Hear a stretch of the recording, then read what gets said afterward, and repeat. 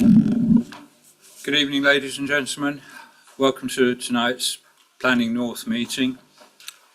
I'm Tony Bevis, I'm the Vice Chairman of this Planning Committee. The Chairman is unfortunately unable to be here tonight, and I'm supported by the usual array of officers who will introduce themselves in a minute. Thank you for attending this meeting. I remind members of the public that although this is a meeting held in public, it's not a public meeting, so unless you've asked for and been given permission to speak, then I would ask you to keep quiet. Remind members to use their microphones when they're speaking and try and cozy up to them a bit. They're temperamental at the best of times. We're not expecting a fire drill, so if we get an alarm, then it's a real one. The exits are through the door there that you came in, or the door at the back to my right as I'm facing you. I hope you've all switched your phones off or put them on mute or silent or whatever depending on what operating system you've got, and keep them that way. I will have my phone there because I'm going to have to time people speaking. I trust you can all hear me in the public area. Yep, thank you. And can I ask members when they're voting to keep their hands raised until the clerk has indicated that you've been counted?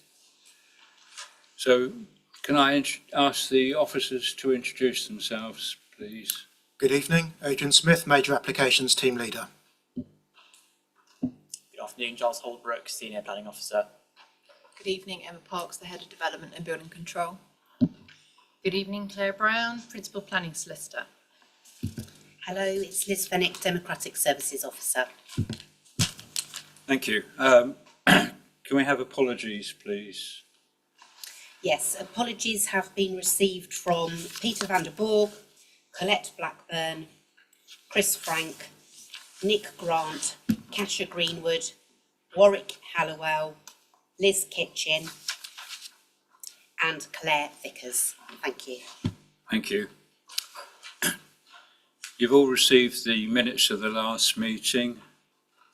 Are you all happy that I sign them later on as a true record of that meeting? Yes. Thank you. Are there any declarations of interest? No, thank you. I have no announcements. There's no announcements from the Chief Executive. So,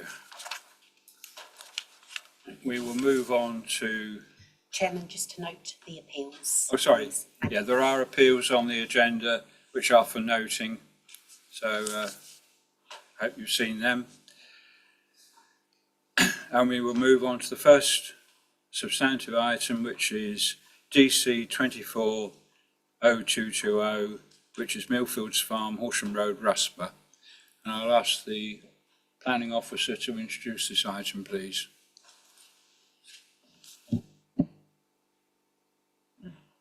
Good evening, thank you, Chair. Just to note, this application is application reference DC 240699. This is an application for the demolition of existing facilities contained within Millfields Farm in Rusper, the erection of 43 dwellings, including at least 22 affordable dwellings, public open space, and a new means of access onto East Street. Prior to the main presentation, members should note the receipt of an additional letter of representation subsequent to publication of the committee report, which raises concern with the prospective use of the existing Millfields Farm access for construction-related purposes. Members further should also be advised of a suggested revision to Condition 9 to confirm that the condition restricts only use of the Millfields Farm, only use of the East Street access by occupiers and visitors to the proposed development prior to the completion of off-site highways works, and a revision to Condition 4 to require only a post-demolition investigation and details of site-wide remediation, in addition to associated verification measures, in response to the recommendations of the Geo-Environmental Assessment and as agreed with the Council's Environmental Health Team. So slide 1. This is a slide showing the main part of the application site identified in red, where housing and open space is to be provided. The site adjoins the defined built-up area of Rusper to the west and contains the existing Millfields Farm complex and associated agricultural land to the south and northwest. The site contains two footpaths, numbers 1501 and 1502, which afford access through the site to the southeast, towards East Street to the north, and back towards Rusper to the west. Two parcels of ancient woodland lie to the east and south of the site, with the Rusper Conservation Area also located a short distance to the north of the site. This is the location plan submitted with the proposals, and which shows the true extent of the defined application site.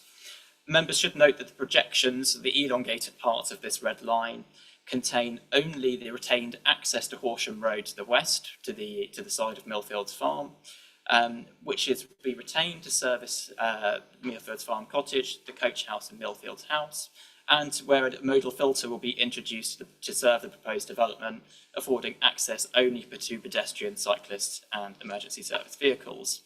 The elongation to the south is to contain a new drainage swale associated with the proposals.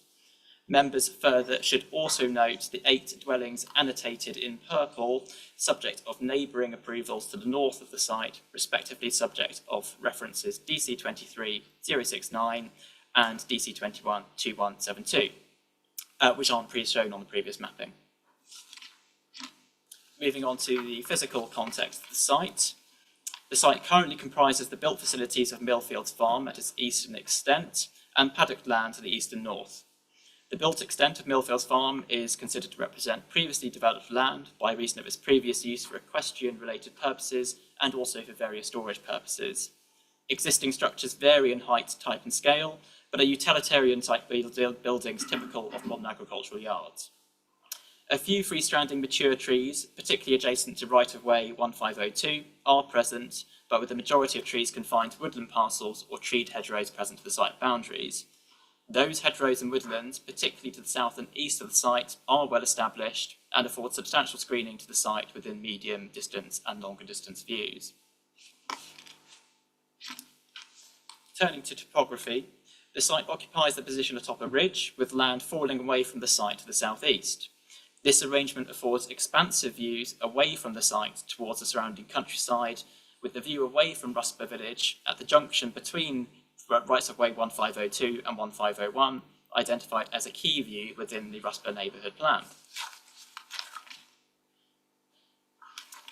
The proposal is supported by a landscape and visual impact assessment, which contains various modelling and viewpoint analysis. That analysis, together with the LVA as a whole, are properly conducted pursuant to professional methodology, with the Council's landscape consultants confirming no objection to the proposals in landscape terms, or as to the scope and methodology of the LVA in this instance. Shown on this slide is the zone of theoretical visibility modelling conducted in support of the proposals, which is intended to provide an indication of the likely visibility of the site at landscape scale. The darker blue area denotes land where the site would be obscured by existing topography, and the lighter blue denotes land where the site is likely to be obscured by vegetation. The white area denotes the land where the site is likely to prove visible, which should be noted to be mostly confined to views within an approximate 500 metre radius of the site. This is a slide showing the various viewpoints, or wider viewpoints of the site, I should say, which are assessed in the LVA. These are extensive. They capture a range of views from viewpoints at different range of viewpoints from different perspectives and positions on public viewpoints at different elevations and distances. These were scoped in advance of the submission in consultation with the Council's landscape architect. None of these views reveal views of the site. Within closer viewpoints to the southeast of the site on footpath 1502, the site is visible, though still benefits from some screening effects afforded by existing vegetation. Any appreciation of the urbanising effects of proposed development, therefore, are considered to be confined to the immediate proximity of the site and its surroundings. The proposed landscape mitigations, including additional soft landscaping to the southern site boundary, appropriate landscaping design and other measures, would lessen the adverse urbanising effects of development once that is established. The conclusions of the LVA and the absence of objection from the council's landscape consultants are considered to establish the acceptability of the proposed development in relation to its anticipated effects upon landscape character. On slide is a layout plan, which shows that the development would be mostly confined to the westernmost part of the site and contained within a new access road leading to the south of East Street. The existing Millfields Farm access is to be retained to provide access to existing dwellings, those being the 3 existing dwellings to the adjacent west of the site, with a modal filter introduced to serve pedestrian, cyclist and emergency service vehicles.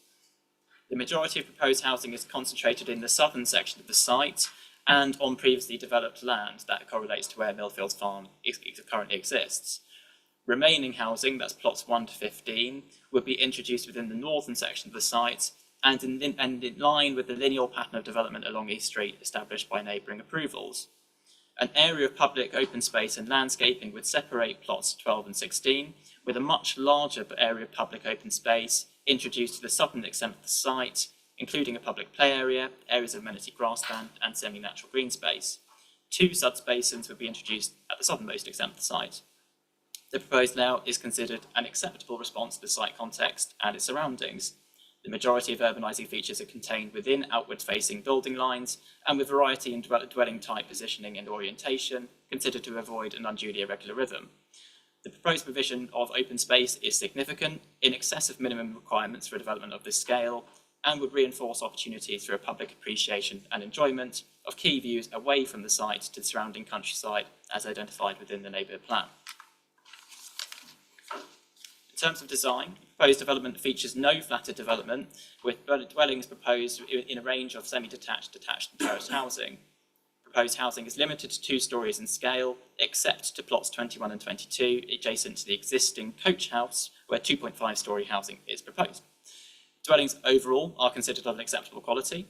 Development in the southern section of the site, in particular, makes contextual reference to the agricultural character of land through the extensive use of black weatherboard, half-hipped forms, and the use of linked attached car barns and cat slide-type porches and extensions. Focus further has been given to plots positioned within the main frontage of the site, and those occupying corner positions to ensure that visual interest remains within secondary elevations. Turning to matters of access, the vehicular access to the site, other than the emergency access, would be by way of the introduction of a new priority T-junction onto East Street. The information before the authority indicates that a visibility splay of 57 metres is achievable in the westwards direction and 60 metres in the eastwards direction. In order to mitigate some of the safety concerns identified within the road safety audit conducted in support of the proposals, the applicant proposes to progress a traffic regulation order with the County Council in order to shift a 30-mile-an-hour limit to the east of the application site and to introduce a corresponding village gateway feature. That recommendation is supported by the Local Highways Authority in principle and is secured by conditions attached to the grant of consent, which would prevent use of the East Street access until relevant off-site highways works have been completed. Subject to those measures, it is considered that the proposed development would be serviced by a safe and convenient means of access, understanding that visibility displays are otherwise well in excess of those required for a 30-mile-an-hour speed limit. To the other side of the site, so this is to the west, towards Horsham Road, members should note 2 off-site proposals associated with the proposed development. These are the upgrade of public right-of-way 1502 towards the village centre by way of financial contribution and to improve pedestrian accessibility, which is endorsed by the public rights-of-way team in principle, and the introduction of a raised table on Horsham Road at the point of the existing Millfields Farm access in order to ensure adequate pedestrian safety for future occupiers of the site. The upgrade of public right-of-way 1502 is to be secured by way of planning obligation, with off-site highways works also secured by planning condition. Just quickly turning to affordable housing, members should take note of the significant provision in this instance. At a minimum, 50% of units, so 22 minimum units, are to be provided as affordable housing. That level of provision substantially exceeds the requirements of existing policy, which is 35%, and that of emerging policy, which is 45%. I've noted both of those there. The provision of affordable housing of any quantity attracts substantial weight in planning decision. Where that provision is in excess of a policy requirement, it should be attributed even greater weight. This development would contribute significantly to housing needs and affordable housing need both locally and in the district.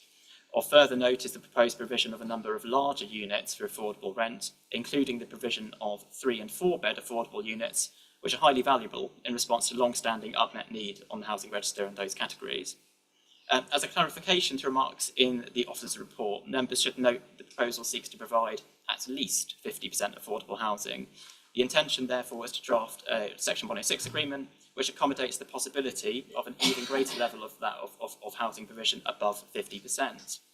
In the event that more than 50% affordable housing were delivered, members should be advised that the benefits derived from increased affordable provision would be even greater than currently considered. Any possible deduction in the percentage of affordable housing, though, would reduce equivalent CIL contributions derived from the proposal. The view of officers is that that benefit derived from increased affordable housing provision, were that to occur, would outweigh any resulting loss of CIL receipts. And finally, I just want to conclude on the tilted balance. As reasoned within the officer's report, the proposed development is considered to comply with the provisions of the Council's published Facilitating Appropriate Development document. Even were that not the case, however, paragraph 11D to the framework is engaged as a consequence of the Council's inability to demonstrate a 5-year supply. The development has demonstrated water neutrality and does not detrimentally affect any other assets recognised within the framework as of individual significance, including heritage assets, areas at risk of flooding, protected landscapes. Paragraph 11D establishes that planning permission should be granted unless harm, where assessed against the provisions of the framework as a whole, significantly and demonstrably outweigh the benefits of development. The officer's report weighs the respective harms and benefits and the degree of weight which should be attributed to those. In this instance, notwithstanding the nature of proposed development as a departure, it is not considered that significant and demonstrable reasons exist for the planning permission to be withheld. The officer recommendation, therefore, is for approval. And finally, I will just show a few photographs of the site so members can understand the existing context. So this is a picture of the existing farm complex just coming out of the exit of public right-of-way 1501 to the east of Horsham Road. That's looking to the east, I should say. Some other existing structures, so you can see they're quite typical low-key utilitarian type structures, which are not in amazing condition. There are some larger barns at the southern extent of the existing site. So this is one, and the second is the one on the left. This photograph is taken from the southern extent of the existing farm complex, looking to the north.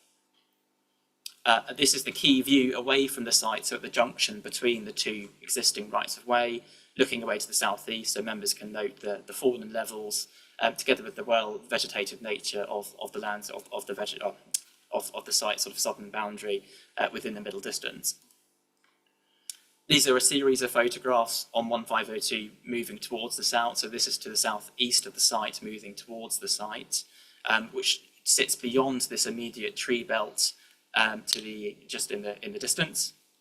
And as you get closer to the site, it does become more visible, obviously, and you can see the existing farm complex visible at the top of the ridge there. This is looking towards the northern part of the site from the right-of-way.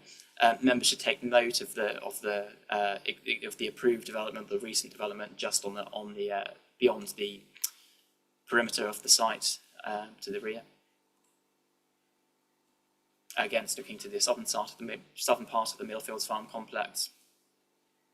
Looking from right-of-way 1501, so this is looking towards East Street to the north, and looking in the opposite direction, so along Southern Millfields Farm to the south. And another view of that ridge, some of the neighbouring development.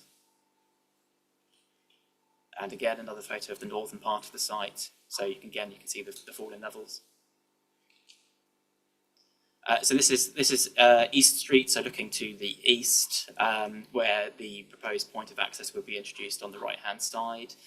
So the intention here is to, through the completion of traffic regulation order works, to shift the 30-mile-an-hour limit from a position behind the camera to the east of the site, so in the direction of the photograph, and which would mitigate any increased risk of vehicular collisions arising from the use of the proposed access. And this is the opposite perspective, looking to the west, so back towards the village. This is Horsham Road, so the Millfields Farm access is the white sign to the left-hand side there. So this is where a raised table is to be introduced on Horsham Road, which in effect, in the absence of a footway on the left-hand side of the road, is intended to provide better means of access to the primary school and the village hall as well, which exists to the rear of the camera. And that's the condition of the existing access there. So it's a single track road, obviously suitable for use for cyclists and pedestrians as proposed. That's all I have. So I will happily take any questions. Thank you. Thank you for that. We'll now move on to the public speakers.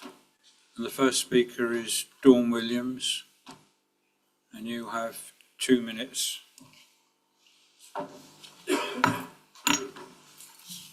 Hello, I'm Dawn Williams, a resident of Rusper Village, not town.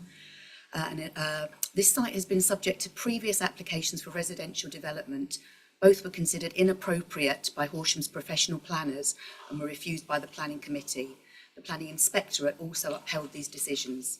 There's been no material change since the refusal of these applications. The roads giving access to the village are country lanes, unsuitable for pedestrians and cyclists. In fact, the village has now become a rat run with excessive traffic, especially at peak times, due to the recent significant development to the south at Mowbray and regular roadworks on the 264. Added to this, the village remains with no daily public transport service. This planning report states that Horsham Council has not shown a 5-year housing supply and the new government insists new houses must be built. However, we should ask, is this a reason for bad planning and unsuitable development? No consideration or mention has been made of the lack of doctors or dentists, surgery, amenities or infrastructure. The fields being considered for development are home to numerous species of wildlife, in particular herds of wild deer. Where are they going to go if this development goes ahead? I do appreciate we have a housing shortage in the southeast. However, this small area has already accommodated approximately 3,000 dwellings at the Mowbray estate. I would ask the committee to refuse this application. Thank you. Thank you, Dawn. Officers want to? No. Okay, we'll move on to Rob Pearson from Nexus Planning.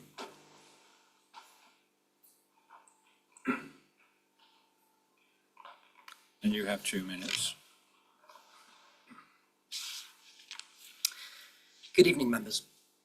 This planning application has been subject to pre-application and public consultation and is recommended by our officers for approval subject to planning conditions of Section 106 obligations.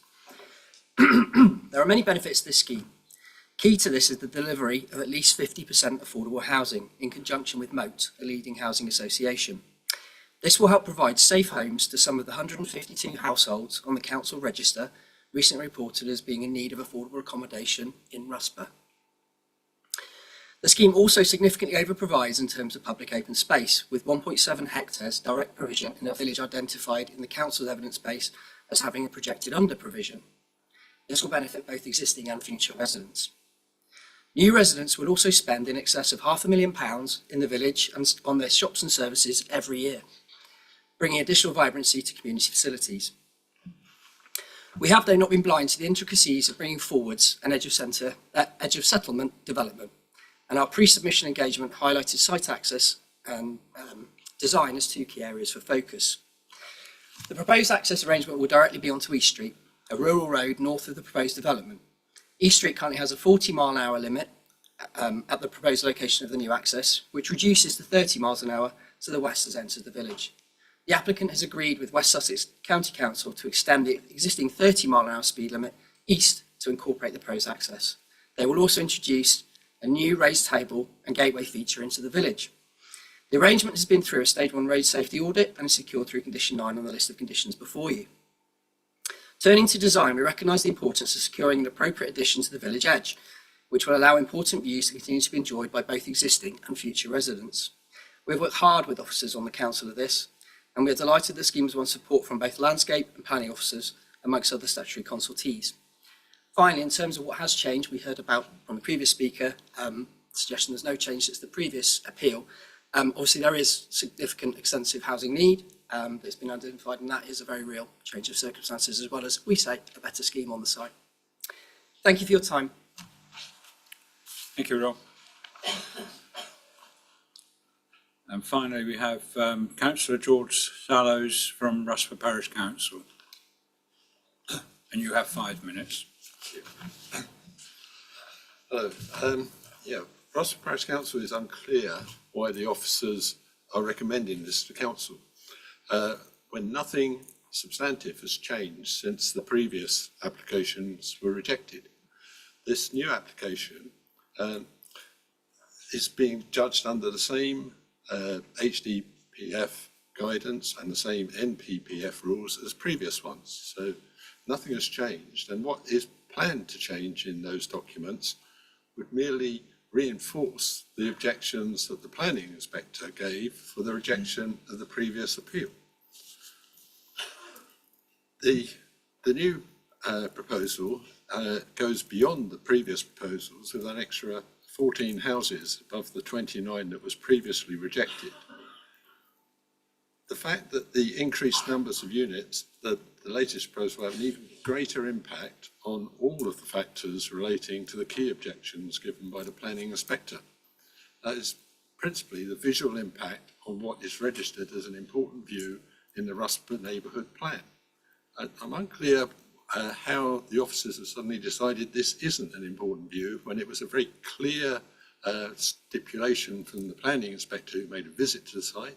It's a very clear definition within the Rusper neighbourhood plan that this site, the views from this site are important both up and down, and the fact that the site is visible from the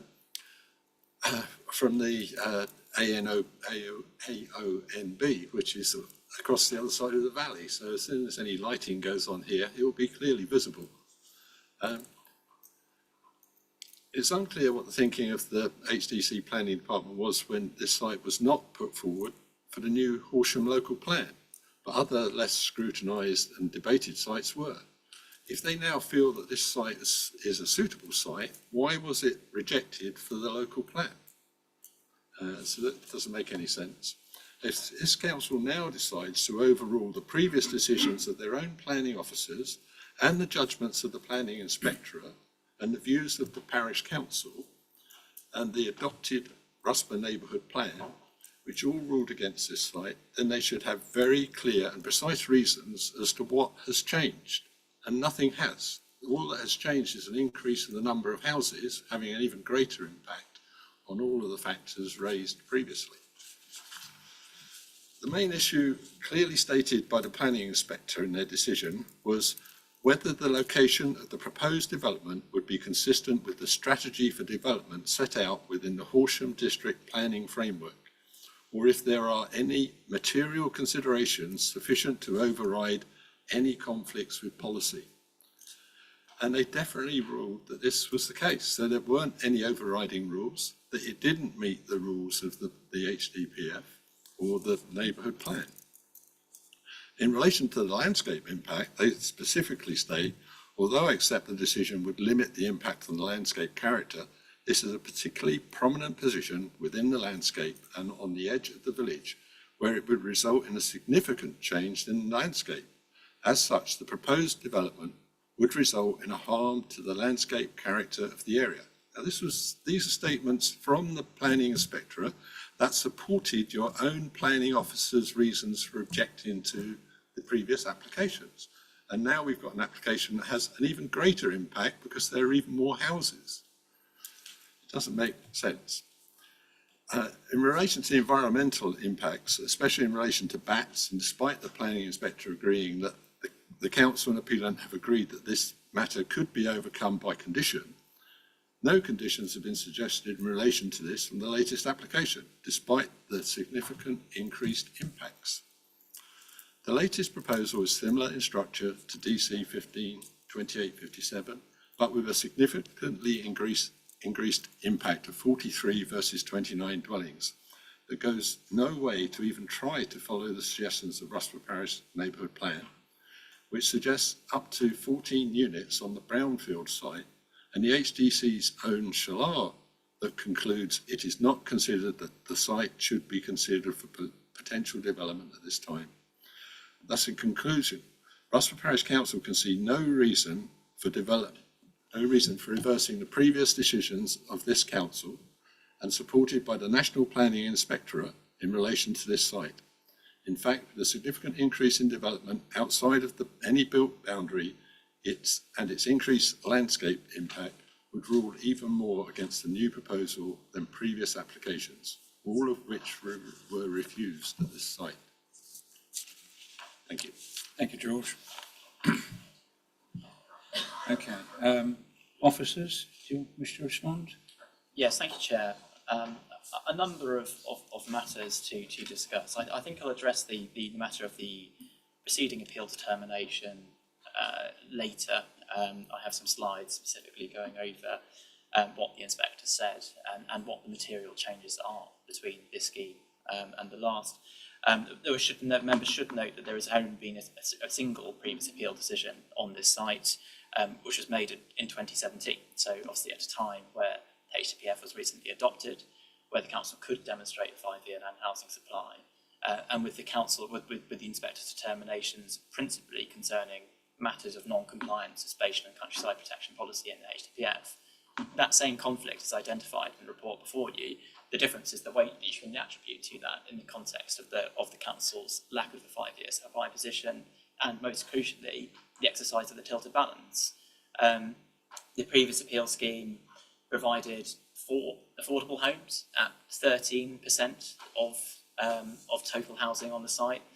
This current proposal is providing 22 at a level of at least 50%, which is well in excess of current local plan requirements, as well in excess of what the emerging local plan requirements provide. And in addition, the quantum of what that provision is quite significant. You know, there are a number of 3 and 4 bed affordable rent units, which, to be honest, you know, we struggle to secure on sites, and that type of provision is particularly valuable. I think those types of circumstances need to be recognised in any type of decision that we make.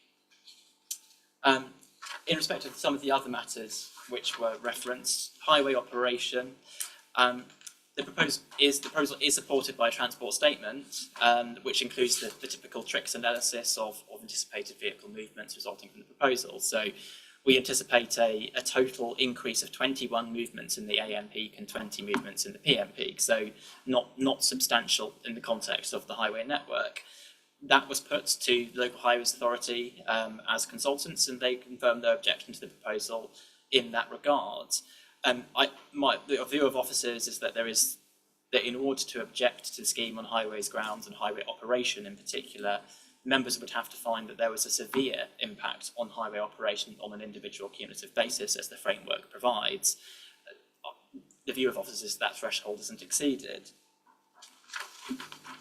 In relation to matters of ecology, members should note that deer are not a protected or priority species, so they aren't subject of the protections of the Wildlife and Countryside Act in the same way as some of the more valuable species which have been considered by way of site-specific ecological assessment and relevant survey reports.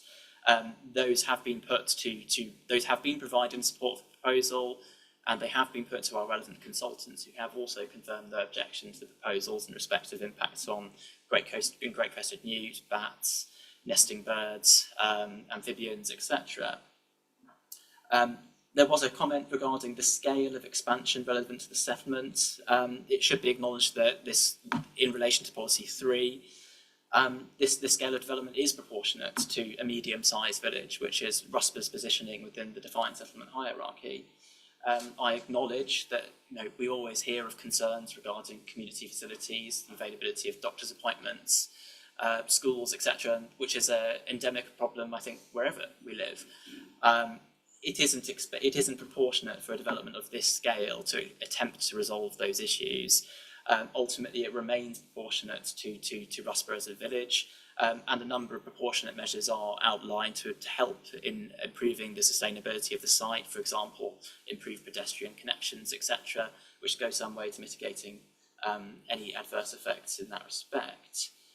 As to the public viewpoint, I think we need to acknowledge what the viewpoint is. The viewpoint specifically identified in the Rusper neighbourhood plan is this view here. So away from the site, at the junction between the two rights of way, it isn't back towards Rusper, it isn't within the site, it's away from the site, the surrounding countryside. That view is preserved by the proposals. The footpath cuts through the development and it exits the development at the point where the ridge starts. There's an expansive area of public open space which would be made available to the public to utilise. So opportunities to appreciate that view and to enjoy that view would actually, in the view of officers, be enhanced by the current proposals.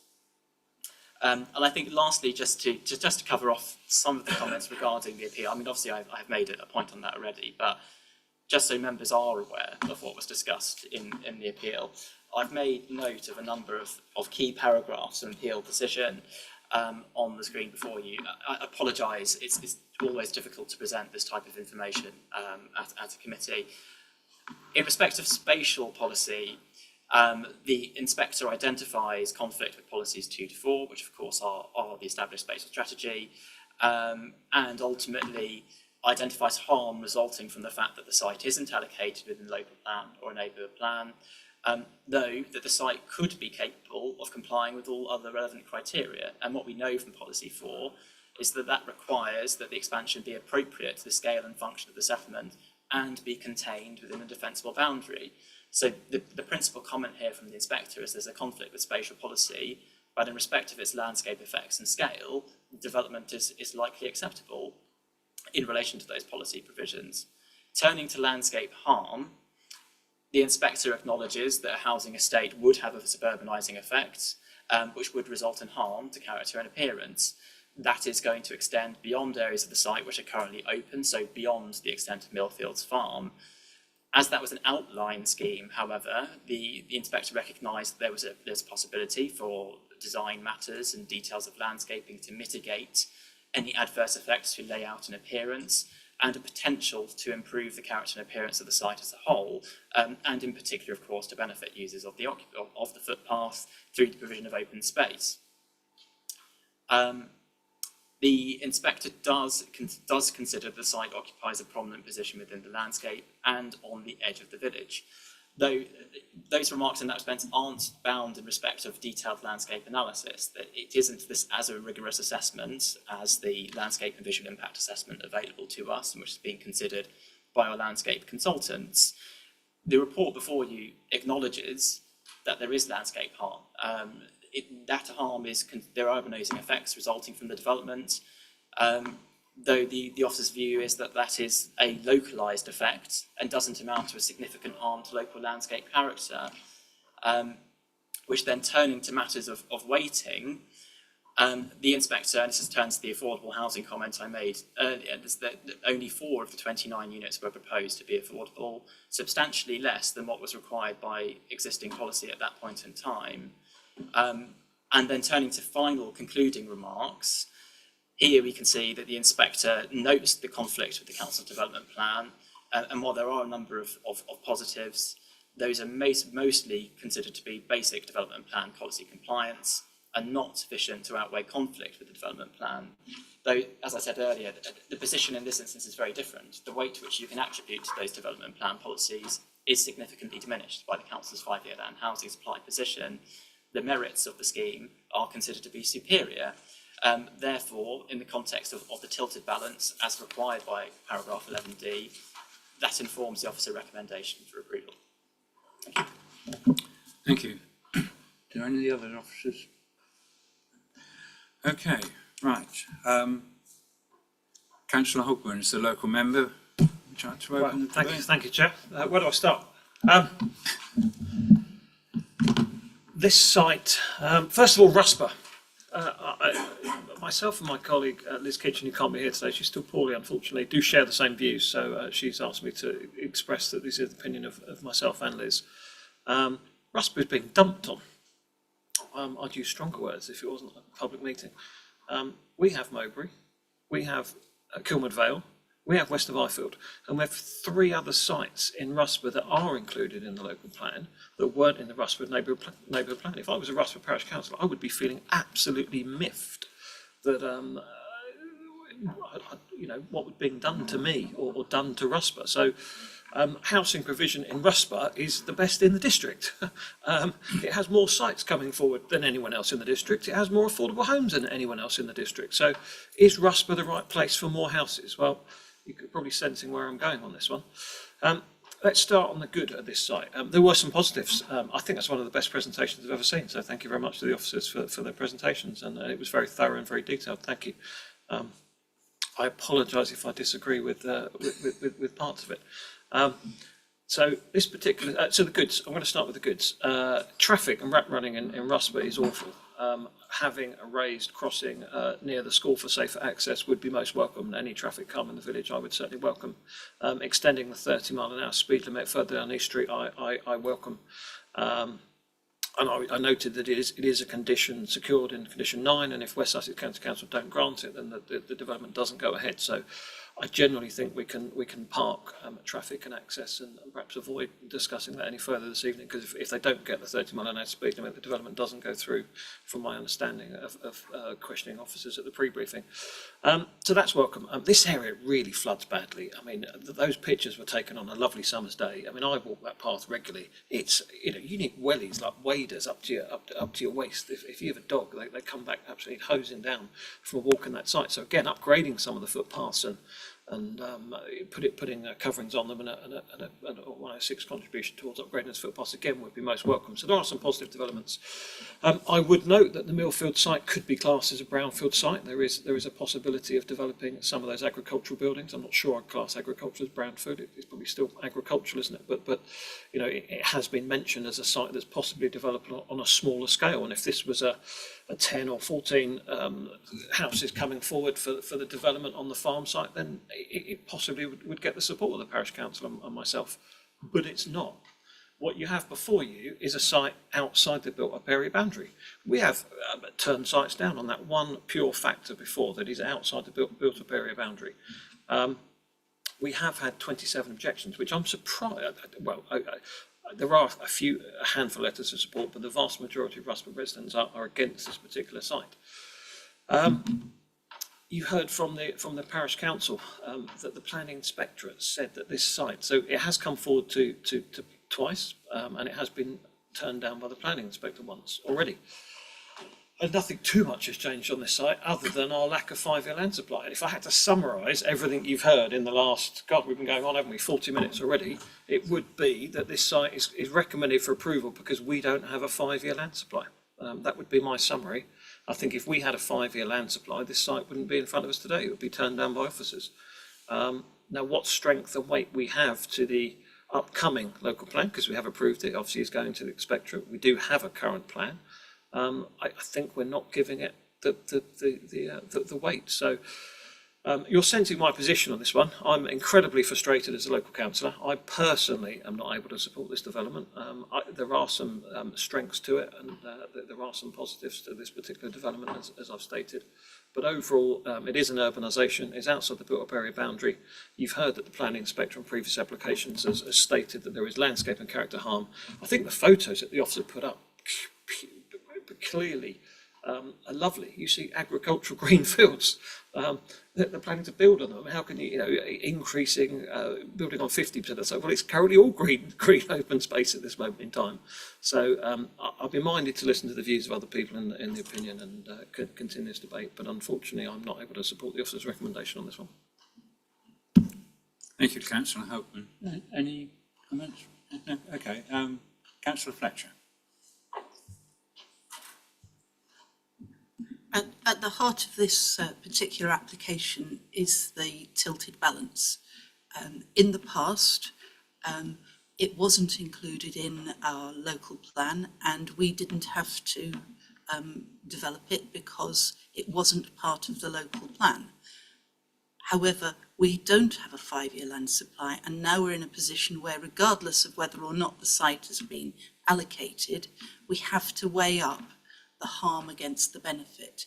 And the tilted balance paragraph, which I can't remember the exact words off my head, but it's a high bar that we have to pass in terms of harm. Councillor Hogman's quite right that Rusper has a huge number of houses being planned for it. However, that's the parish of Rusper, not the village of Rusper. So that still leaves the officer's comments about the scale of the development being proportionate in terms of the size of the village that we're actually talking about. So we only have a reason to go against the officer's recommendation if we have a strong case that the harms of this development outweigh the benefits. And actually, when you look at the development itself, it does, as Councillor Hogman say, offer a number of really significant benefits. And I'd like to take some other ones from the ones he's talked about. So if we look at the shape of that development, the way it does wrap very nicely around the existing village, and what it does is it creates a new area of public open space. So it increases the ability for people to appreciate the views from a wider area and increases the amount of public space. And I know Rusper residents in the past have commented in relation to the conservation area applications about the dearth of public green space in the village. This looks to me like it should actually be effectively forming a really good defensible boundary against further development, whilst constraining the development to broadly two areas. One is a previously developed site of the old farm buildings, and the other to what is now an infill development next to the houses on East Street. So in terms of the overall appearance that it creates, I think it actually does fit very well. It offers other benefits too. The traffic calming effects, I think, are really significant, and the improvement to the public right of way is important. The invisible but very large public benefit here is from affordable housing. This is a significant addition of affordable housing of the type that is in most need at the moment. And I think those benefits weigh very strongly against the levels of harm identified, particularly because of the comments on the landscape. When I first saw this coming up, I thought, oh no, this is a site right on the ridge in Rusper. It's going to stick out like a sore thumb. It's going to, this is going to really strongly count against it. But when you actually look at the views and the topology and the way it's wrapping round and the way it's taking place where the existing farm buildings were, I think that I was very reassured compared with my initial assumption about what it was going to be. So I think that it's not something we'd planned to have, but I think given that we are operating under the tilting balance, I think this is offering us a really good development. Thank you, Councillor Fletcher. Councillor Brooks. Thank you, Chair. Just briefly to say that I agree with all of the points made by my colleague Councillor Fletcher, and but to add a further one, I have very great sympathy for the sentiment expressed by Councillor Hogben, and I imagine shared by many residents, not only of his ward, but mine in Broadbridge Heath, at the perception that they've been dumped on, that there are certain parts of this district that have in recent years experienced what they might feel is a disproportionate allocation of the total number of houses being built in this district. Broadbridge Heath more than doubled in size with the Wickhurst Green development, and therefore residents were deeply unhappy when Gleeson's came forward with an application to develop 133 new homes at least at Lower Broadbridge Farm. This was refused by this committee, and at appeal, the Planning Inspectorate looked at the tilted balance and, on the basis of the lack of a 5-year housing supply, decided that 133 new homes at Broadbridge Heath were justified. If we, against our officer's recommendation here, refuse an application where I think we can all identify some very clear benefits, what might we imagine will happen?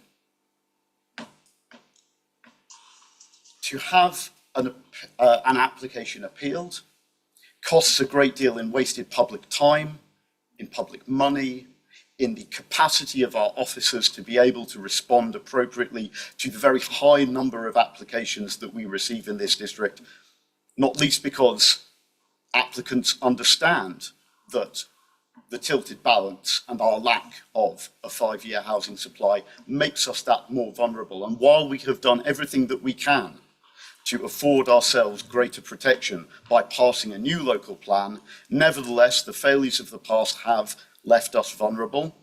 And the reality, the evolving reality of the world in which we live, where, especially for people of my generation, it has never been more difficult to buy a home, there is a great public need for new housing and that this must be met. We might have our great sadnesses about where that might happen, but I can see no reason to refuse this application given that context. Thank you, Councillor Brooks. Councillor Livingston. Thank you, Chair.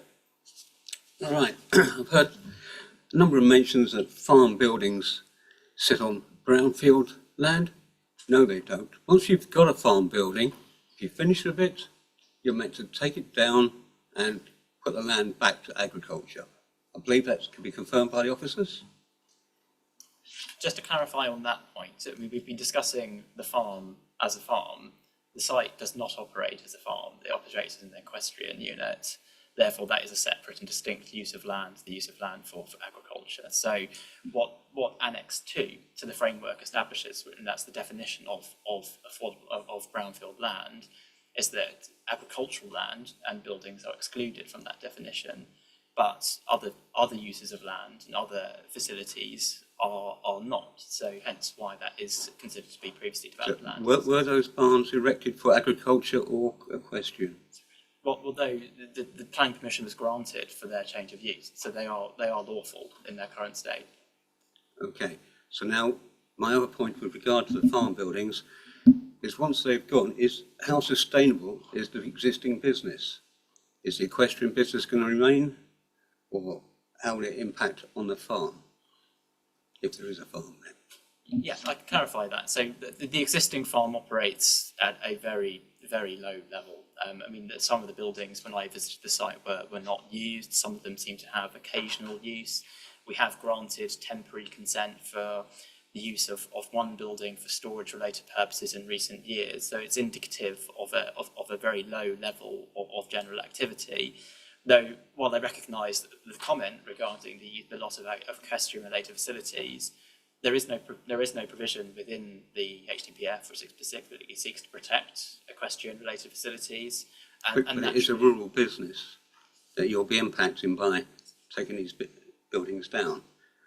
And it's associated land with those buildings, but you've not made any assessment as to any feasibility to continue use of that land for either equestrian or agriculture.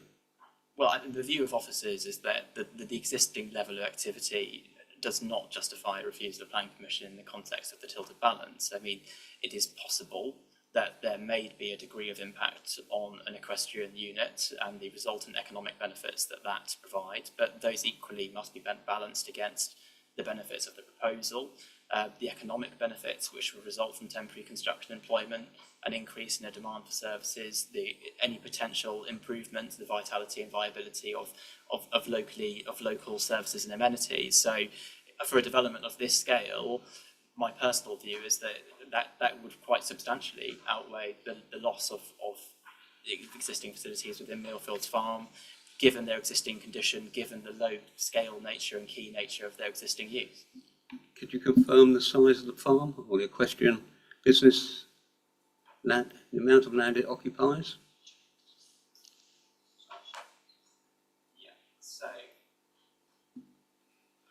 So the existing farm comprises of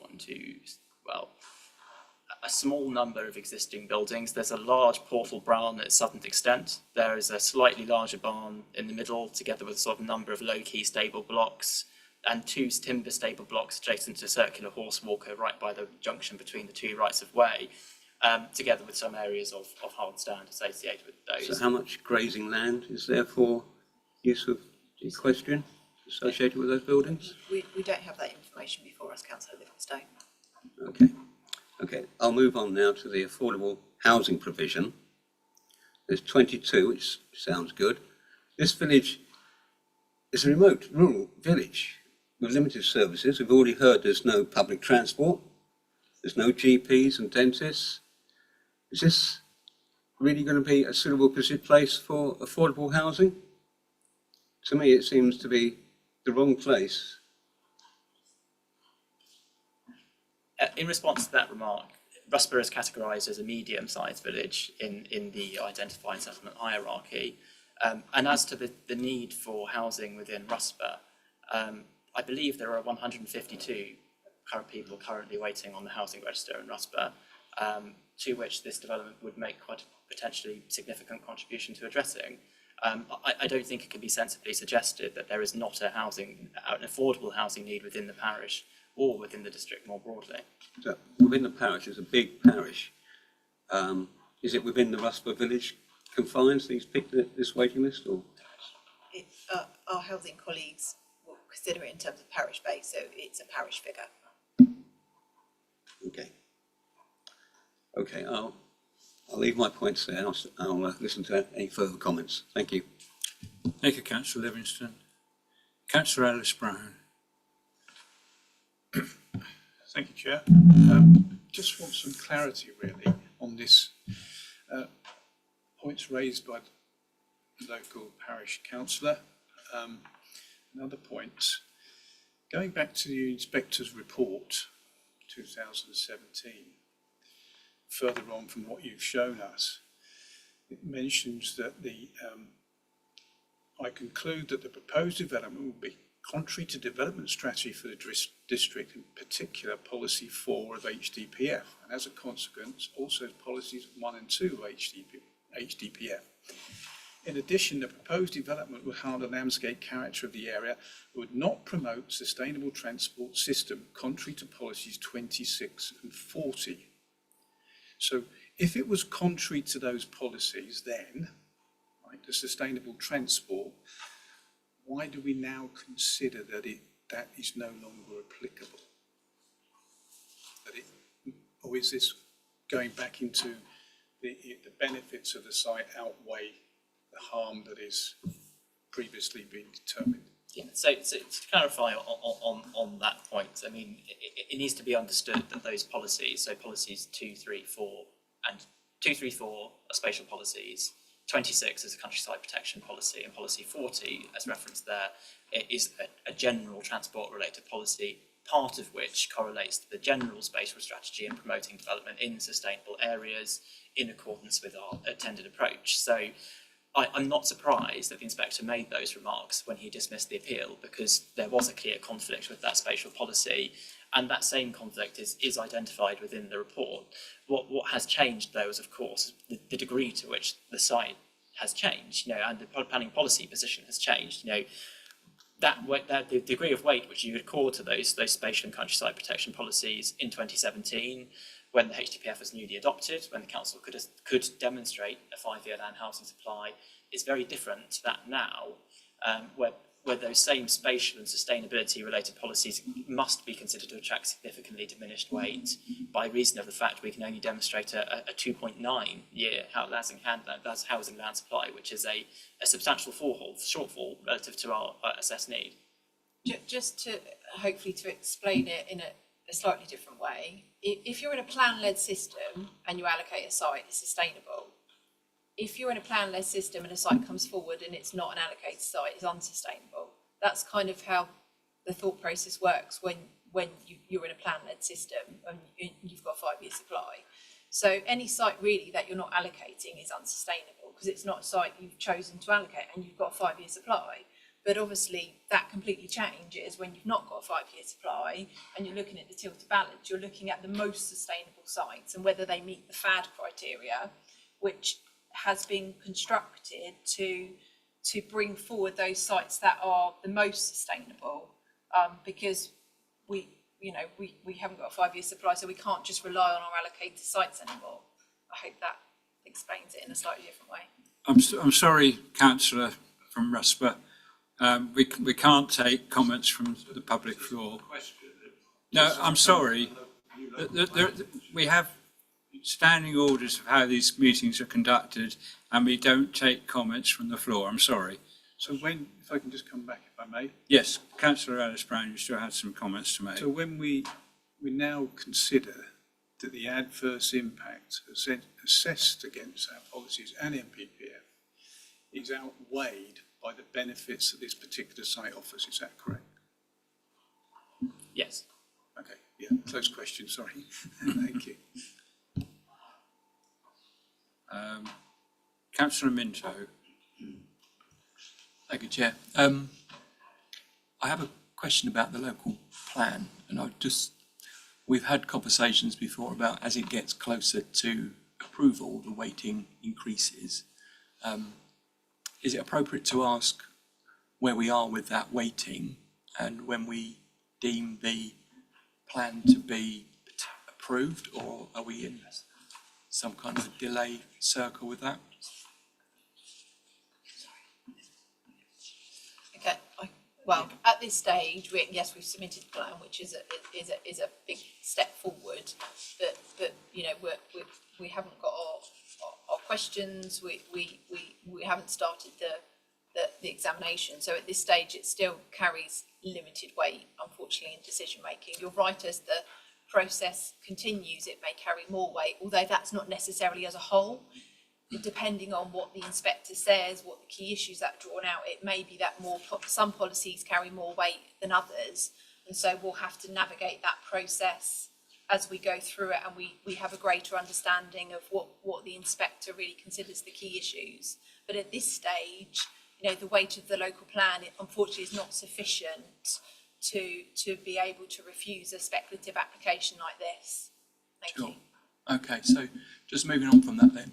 I've kind of lived in some form of hope that by submitting the plan that speculative applications will be looked at disfavourably because we are clearly allocating where we want to build.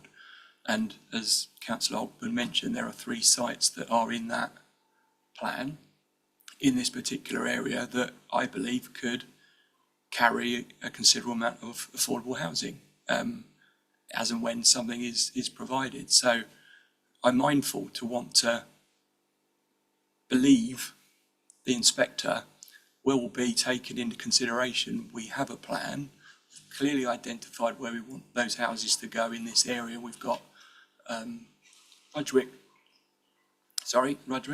begins with R, Rusper neighbourhood plans, and I kind of leaning towards thinking we need to trust in the process.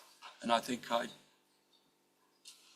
kind of lean towards Councillor Hobbin's view that there's better opportunity here.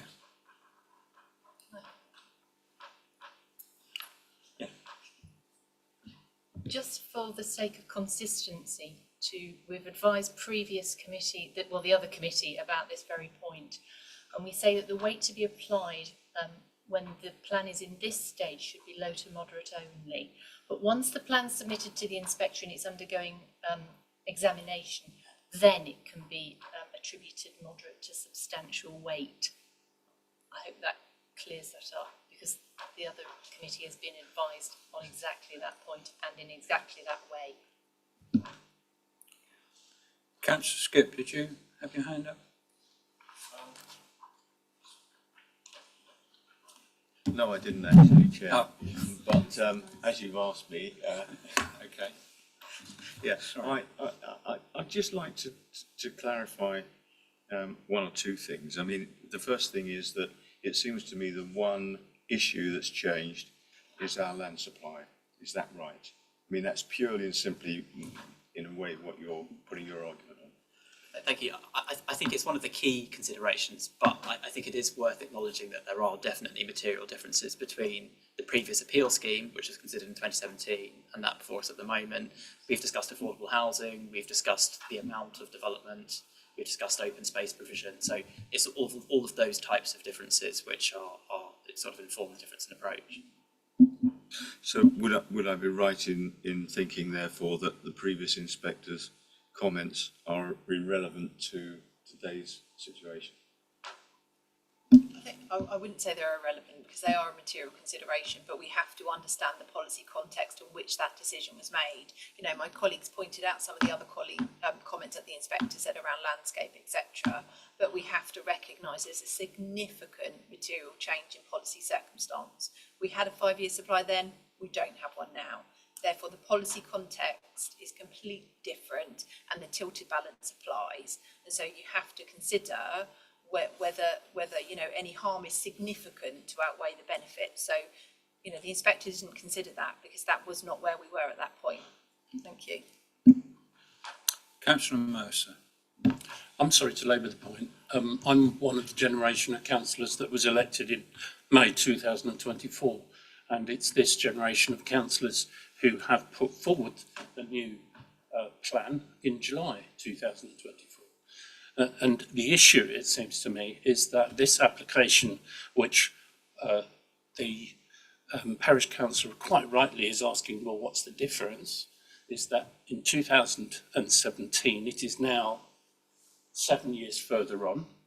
The plan that is in operation is dated 2015. Therefore, its weight, presumably after 2020, has got less and less and less.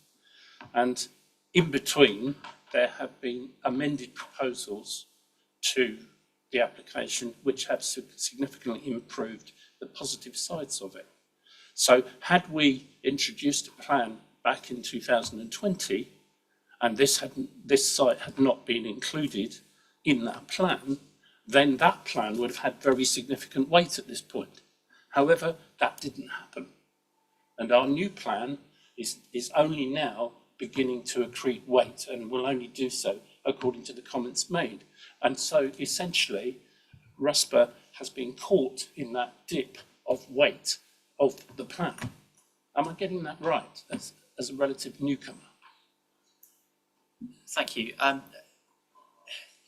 not sure I'd necessarily describe it in exactly those words, but I think what you say is valid. There is one comment though I do wish to make, and it's in response to the comments of a number of councillors actually, which is conflict with the neighbourhood plan.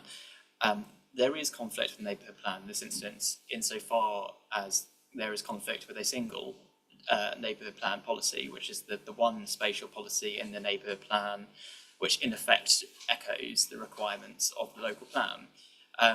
The neighbourhood plan doesn't allocate any housing sites for development.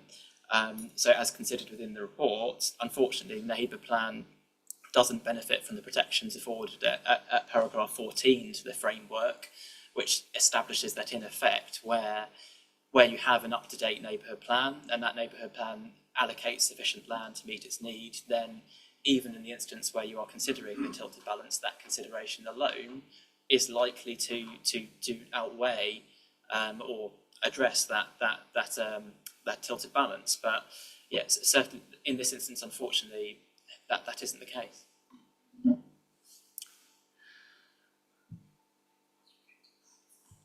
haven't seen any other hand. Oh, Councillor Fletcher. Apologies for bringing up something that I meant to raise before and I forgot. One of the speakers spoke about the need for a condition on bats. I'd like to ask the officers' advice as to whether they consider that that is something that we should consider when we're voting on this proposal, adding an extra condition.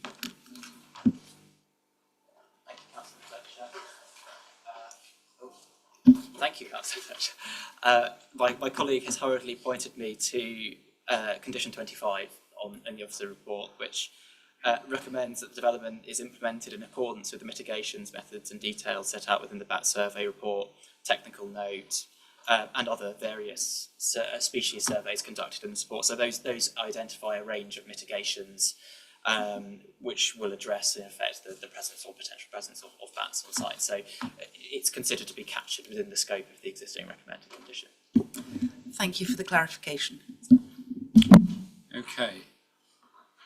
Unless we have any proposals to the contrary, we will be voting on the officer's recommendation. I'm looking at Councillor Hogman here particularly.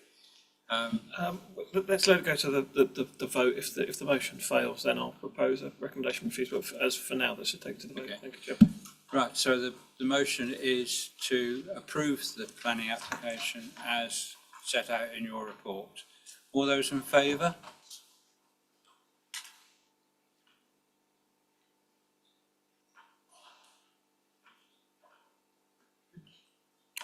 Those against?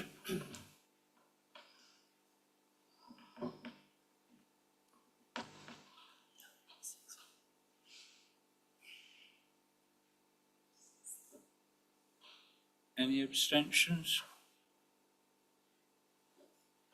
Okay, so that was 7 for, 6 against, no abstentions. Therefore, the application has been approved. Thank you. Those members of the public that are here for that item and wish to leave, if you'd like to leave quietly now.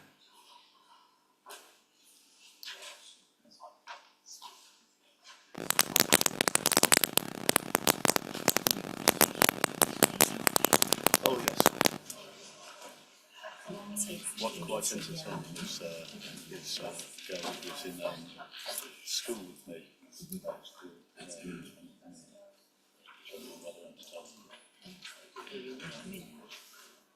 Maybe I'm missing something. Nobody's we didn't record it, no, but we had 7 for, 6 against, no abstentions. Yes, you did, yeah. Yeah, you did, yeah. It will be in the minutes, so it wasn't recorded. Thank you, ladies and gentlemen. The next application is DC 240220, which is Field Place Estate, Broadbridge Heath. That's the postal address, although it is actually in Itchingfield, Slimfold and Warnham Ward. So, officers. Good evening. This application was previously heard at the June committee meeting and seeks part retrospective planning permission for land raising works within the Field Place estate located north of Broadbridge Heath. Specifically, the land raising work would take place to Reservoir Field, shown here outlined in red on the top left of the screen. These works have partially commenced. The application also seeks permission for an access track to be run through the lower part of the estate to link to Old Guildford Road West. The access track is being sought for a temporary 7-year period to provide dedicated access route for soil deliveries from the main road network.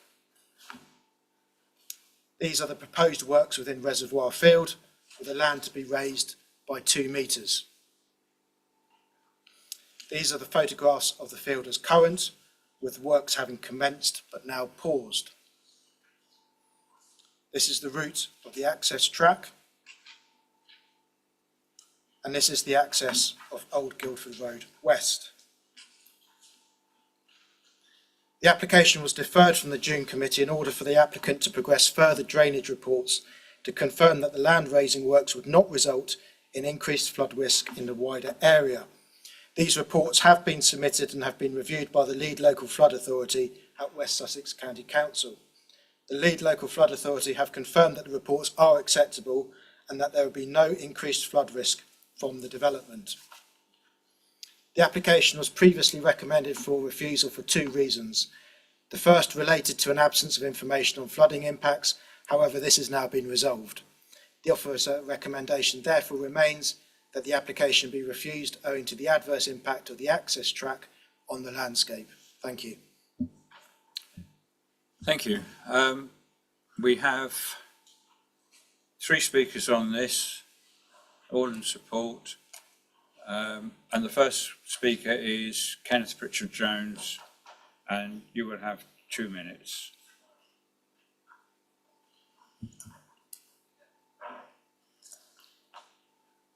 Thank you, Mr. Chairman.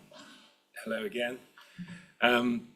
We have now got a situation in which the only objection, as I understand it, is the 75 metres of access track across a field called Top Park on the estate, which is not visible from outside the estate, which is only visible from very few points within it, and is not visible from the Grade 1 listed house except during summer months because of leaf cover, and will not be visible at all once the permission has come to an end and the track is grassed again. The council's agricultural consultant has stated that the track is justified on agricultural grounds as well as for the access to Reservoir Field. You may have seen all the work that we have done through the reports by our ecologist, Dr. Case, on terms of our wildlife and biodiversity. We've owned the estate now for over 40 years.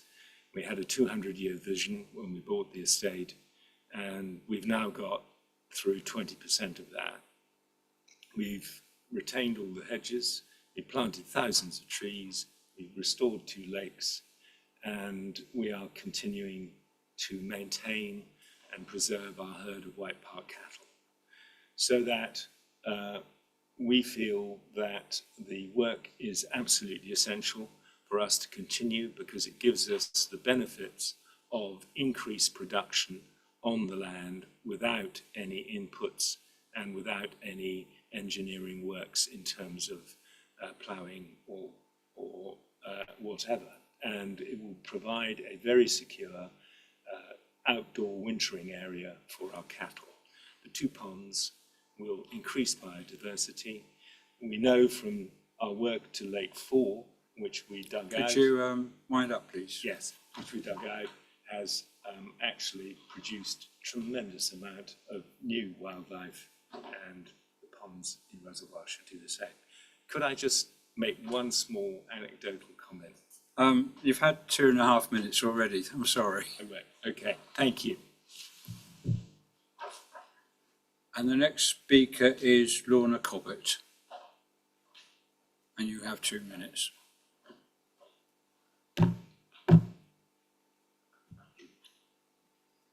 Thank you to this committee for your pragmatism when we had the last meeting in June.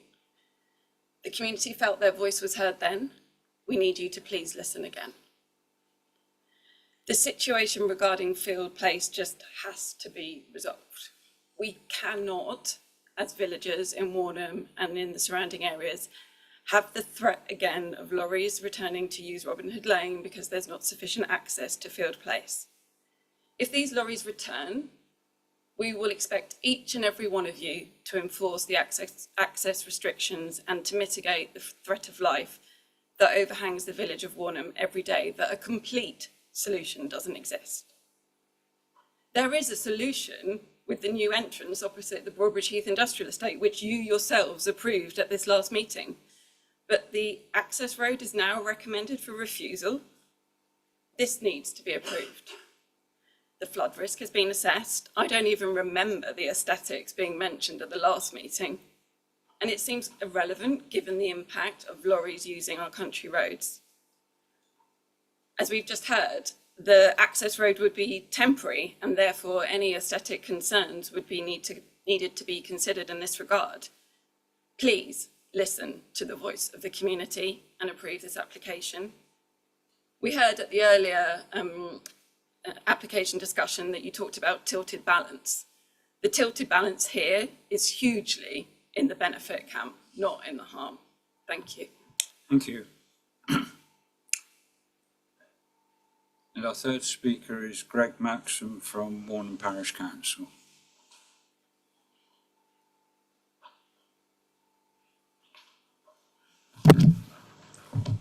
Thank you, Chair. Good evening, and thank you for the opportunity to speak on behalf of Warnham Parish Council. I'm here to emphasise why the proposed access track at Field Place should not be refused, as it benefits both the community and aligns with district planning policies. First, let's consider Policy 25, which protects the natural environment and landscape character. Currently, heavy vehicles use Robin Hood Lane, a road that is simply not designed for such traffic. This leads to wear and tear, degrading of both the road and the surrounding rural landscape. The proposed track would divert these vehicles, preserving the lane's natural beauty and reducing the damage to the infrastructure, aligning with the goals of Policy 25. Without this track, agricultural vehicles, as we've heard, would need to use Top Park Field, which would cause even more harm to the landscape. The track provides a less damaging solution, protecting both the road and the environment. Next, Policy 26 focuses on the countryside protection and sustainable development. The proposed track in temporary solution that means that current needs are permanently altering the landscape. Once the project is complete, the track will be grassed over, fully restoring the area. This makes the project sustainable, minimising long-term impact on the environment, as Policy 26 encourages. Policy 33 requires developments to integrate with landscape. During a site visit with a fellow councillor recently, I was impressed by how well the existing development at Field Place blended into the environment. In fact, the site has been recognised with a Horsham District Design Award for its outstanding design. This ensures that the proposed track will be constructed with the same attention to detail, respecting the natural surroundings. Moreover, Policy 31 emphasises green infrastructure and biodiversity. This project supports that by facilitating soil deposits that will enhance local biodiversity, creating better environments for wildlife and improving the overall ecosystem. National planning policy supports projects that increase biodiversity, and this track is a key part of that goal. Most importantly, this project addresses safety concerns. Robin Hood Lane is not safe for heavy-duty vehicles. Its narrow and winding nature puts pedestrians and residents at risk. By diverting these vehicles, the proposed track protects our community and reduces the danger on the road. In conclusion, the proposed track is a practical, temporary and environmentally considerate solution that aligns with district policies. It will preserve the landscape, support biodiversity and, most crucially, protect the safety of our parishioners. I urge you to approve this application. Thank you. Thank you. Officers? Yes, I just want to make a point of clarity, if anything, just to manage expectations here. And this is around routing of vehicles along Robin Hood Lane. Clearly there's been a significant history of lorry movements in the village of Warnham and along Robin Hood Lane that's caused a lot of concern in the community. That has been associated with land raising works at Topfield, which is at the bottom of the screen there, and also with the works that initially carried out on Reservoir Field. Now those works in Topfield have been completed, and the works in Reservoir Field were unlawful pending the decision of this application. So if this application is refused, there would be no consents on Field Place that would generate lorry movements bringing soil in and out of the site.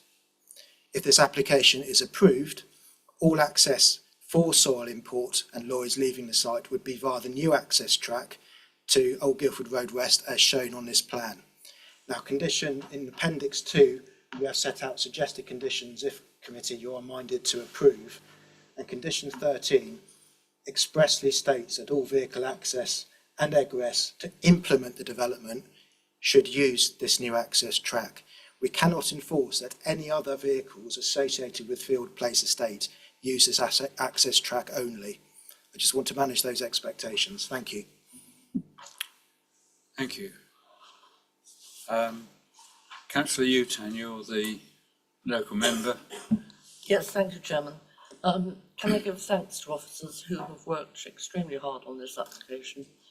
With reference to the previous problem, and the reason that it was turned on was regarding flooding, and I'm delighted that this has been satisfactorily resolved. Due to the conditions, I better put my glasses on, I can't read my writing, sorry. Due to the conditions appended as part of this application, I would like to propose an alternative motion that due to the temporary conditions imposed and the lack of any permanent harm in regard to the ecological benefits that will result in this application, councillors agree to recommend this application for approval. Thank you. Thank you, Councillor Utan. I think probably before we move that motion, if there's any general comments, otherwise we will debate Councillor Utan's proposal. I see no hand up. Second that motion. Okay, so we have a proposal that we accept these conditions that are in the agenda, and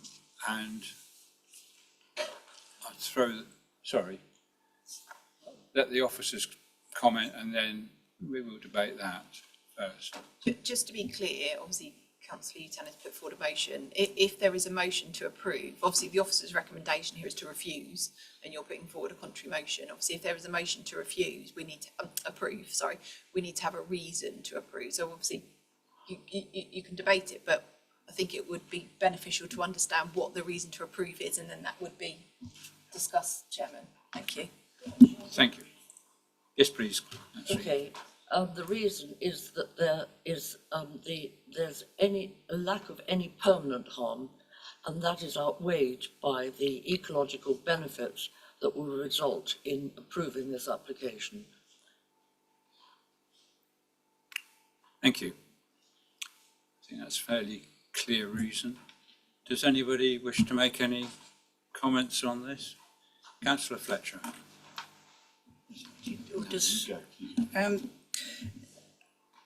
I have huge sympathy for the local residents. The damage that's occurred to Robin Hood Lane and the conditions along there have been absolutely atrocious. The issue in my mind here is that those works that caused that, the transport that caused that damage was associated with works that did not have permission to go ahead, and indeed was in contravention of the planning decisions at that time. So that damage shouldn't have occurred and wouldn't have. Can I interrupt? Sorry, it's not relevant to this. It's totally irrelevant to this application.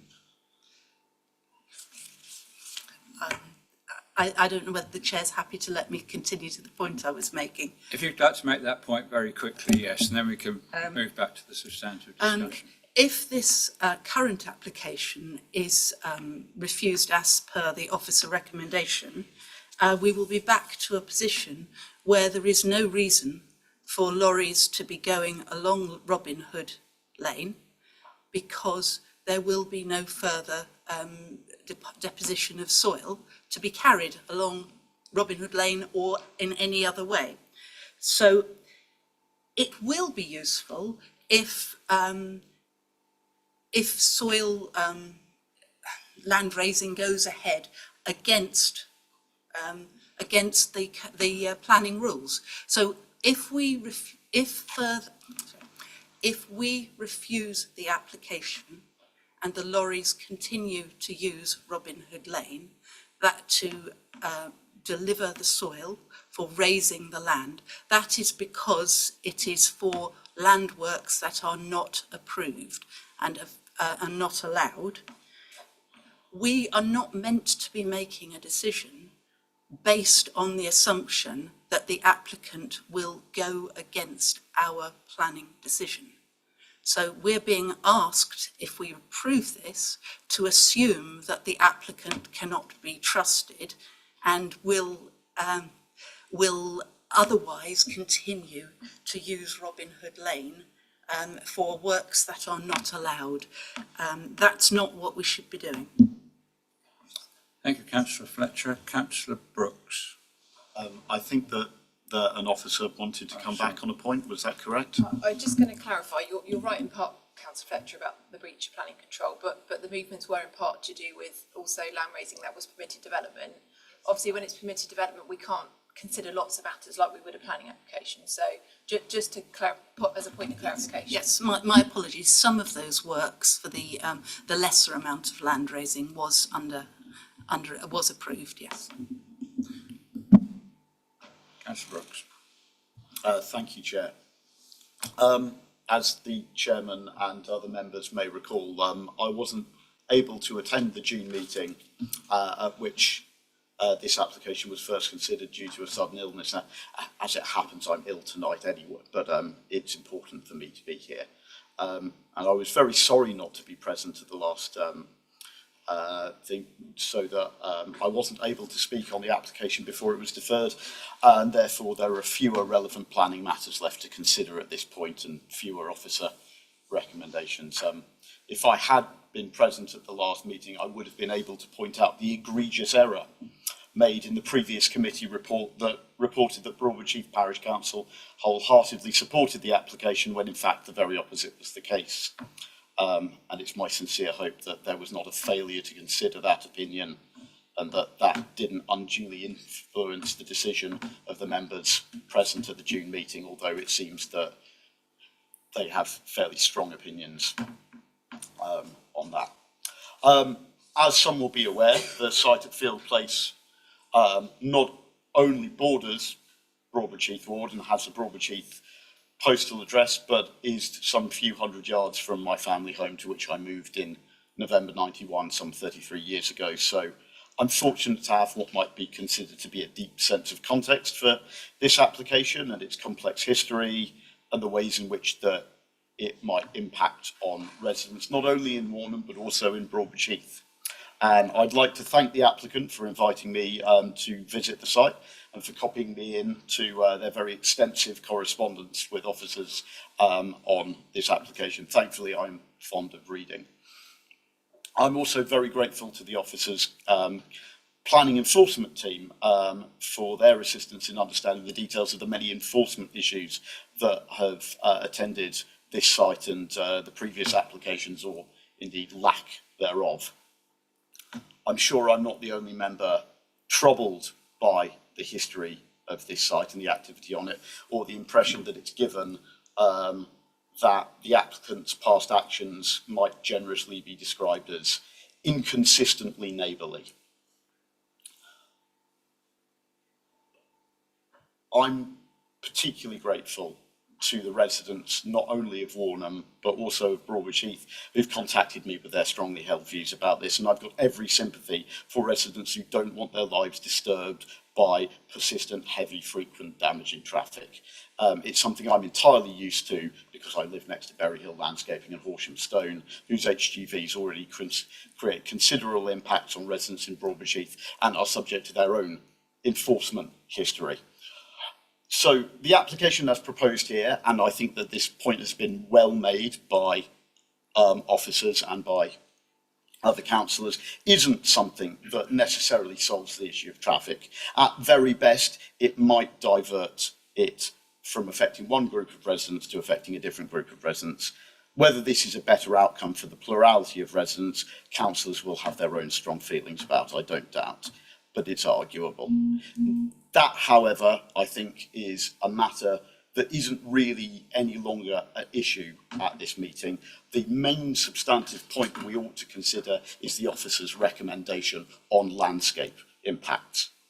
And I don't doubt that the applicant themselves appreciates the significance of the landscape impacts, because I was there to witness them arguing for the landscape and heritage significance of Field Place to the planning inspector at an Imperial Inquiry over the land at Lower Broadbridge Farm held in October of last year.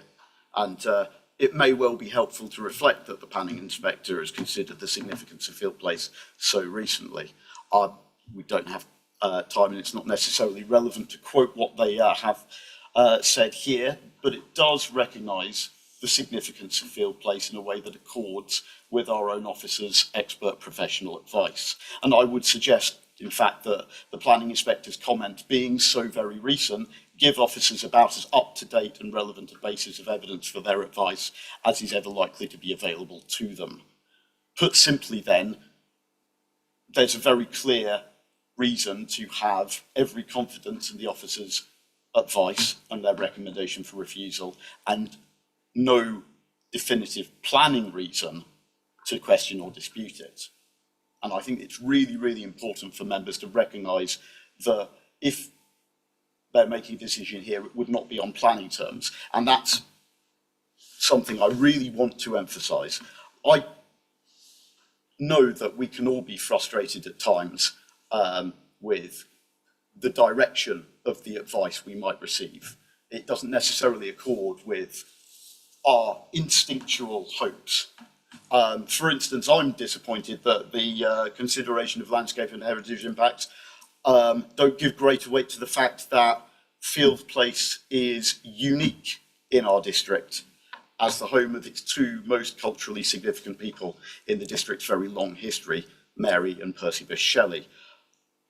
And I have to accept that my opinion, not just as a proud lifelong resident, but as somebody who's taught literature to postgraduate level and worked alongside some leading academics, including the authors of 2 recent biographies on Shelley, isn't relevant to the planning matters at stake. In the same way, one has to recognise that this is one of those rare occasions where we actually do have a landscape grounds on which it's recommended we refuse something.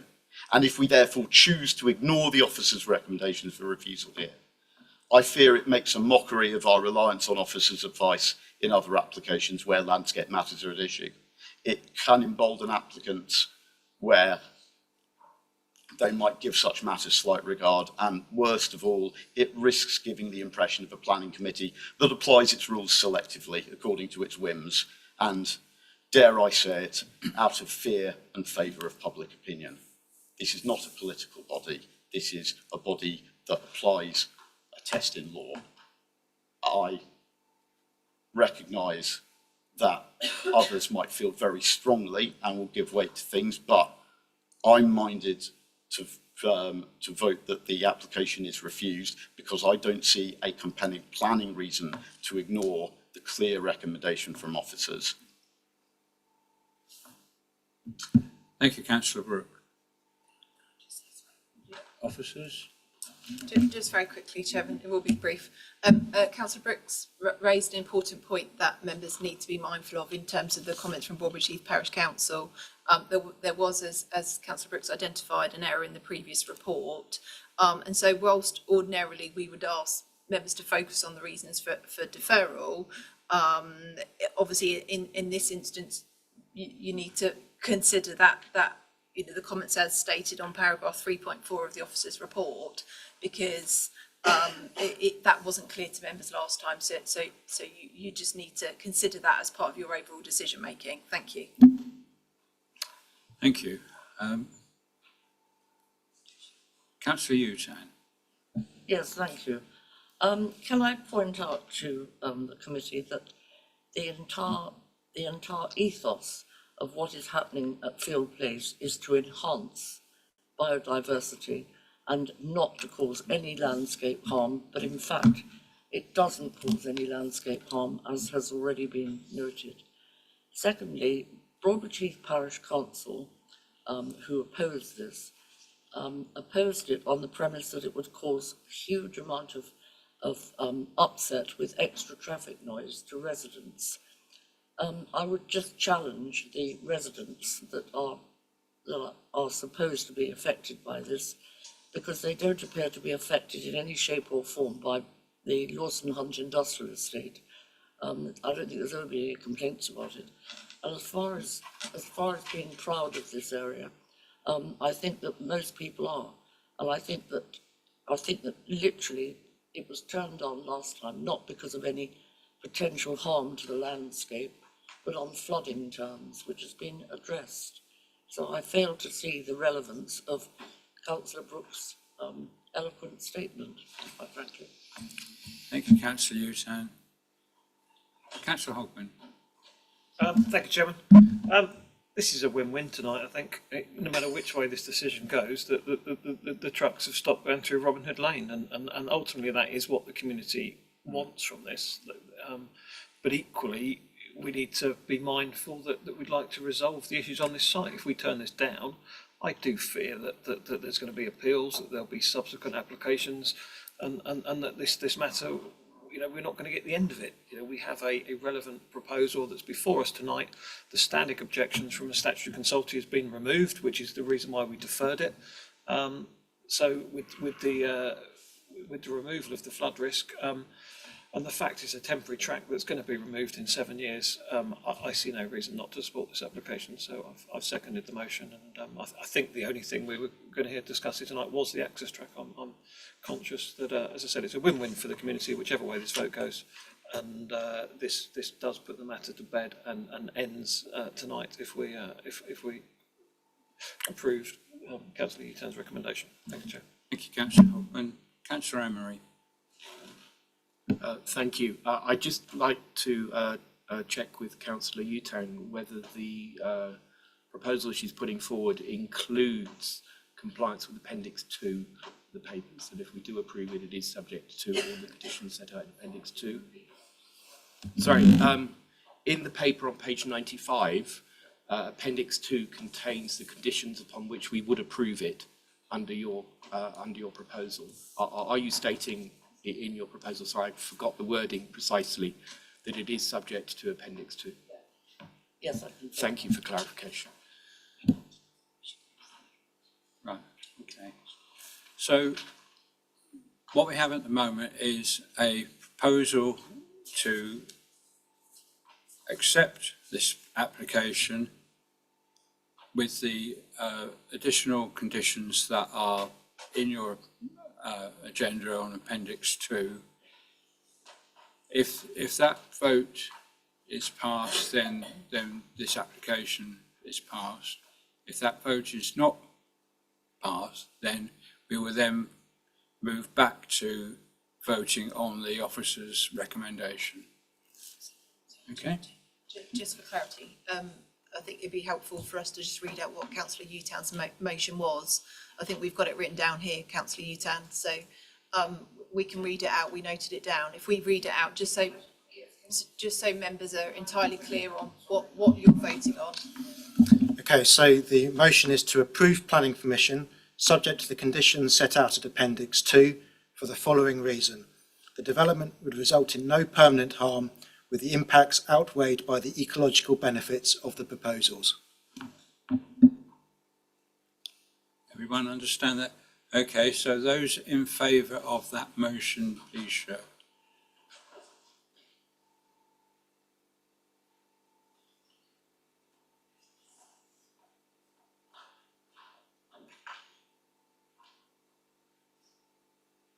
Thank you. And those against?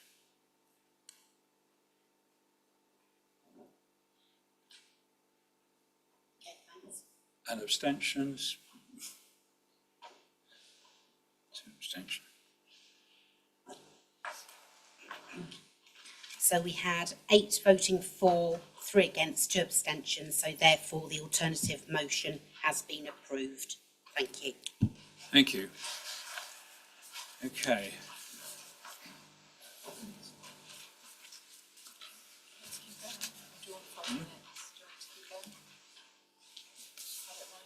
I think we can probably just move straight on. Chairman, do you Another- mind if I just take a quick comfort break? Okay, sorry, councillor Utain. Yes, all right. Can we keep this to below 10 minutes? Yes. And I will wield my gavel if you don't come back within 10 minutes. Thank you.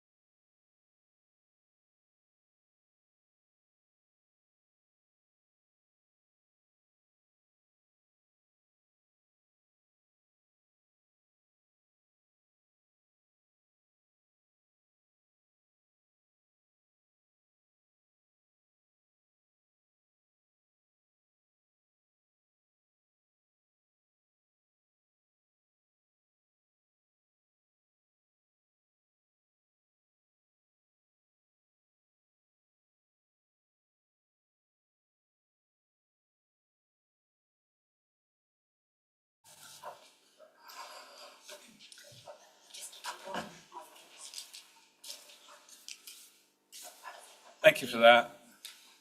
Just before we restart on planning matters, can I just remind councillors and anybody else for that matter that Sunday evening we have the civic service at the parish church.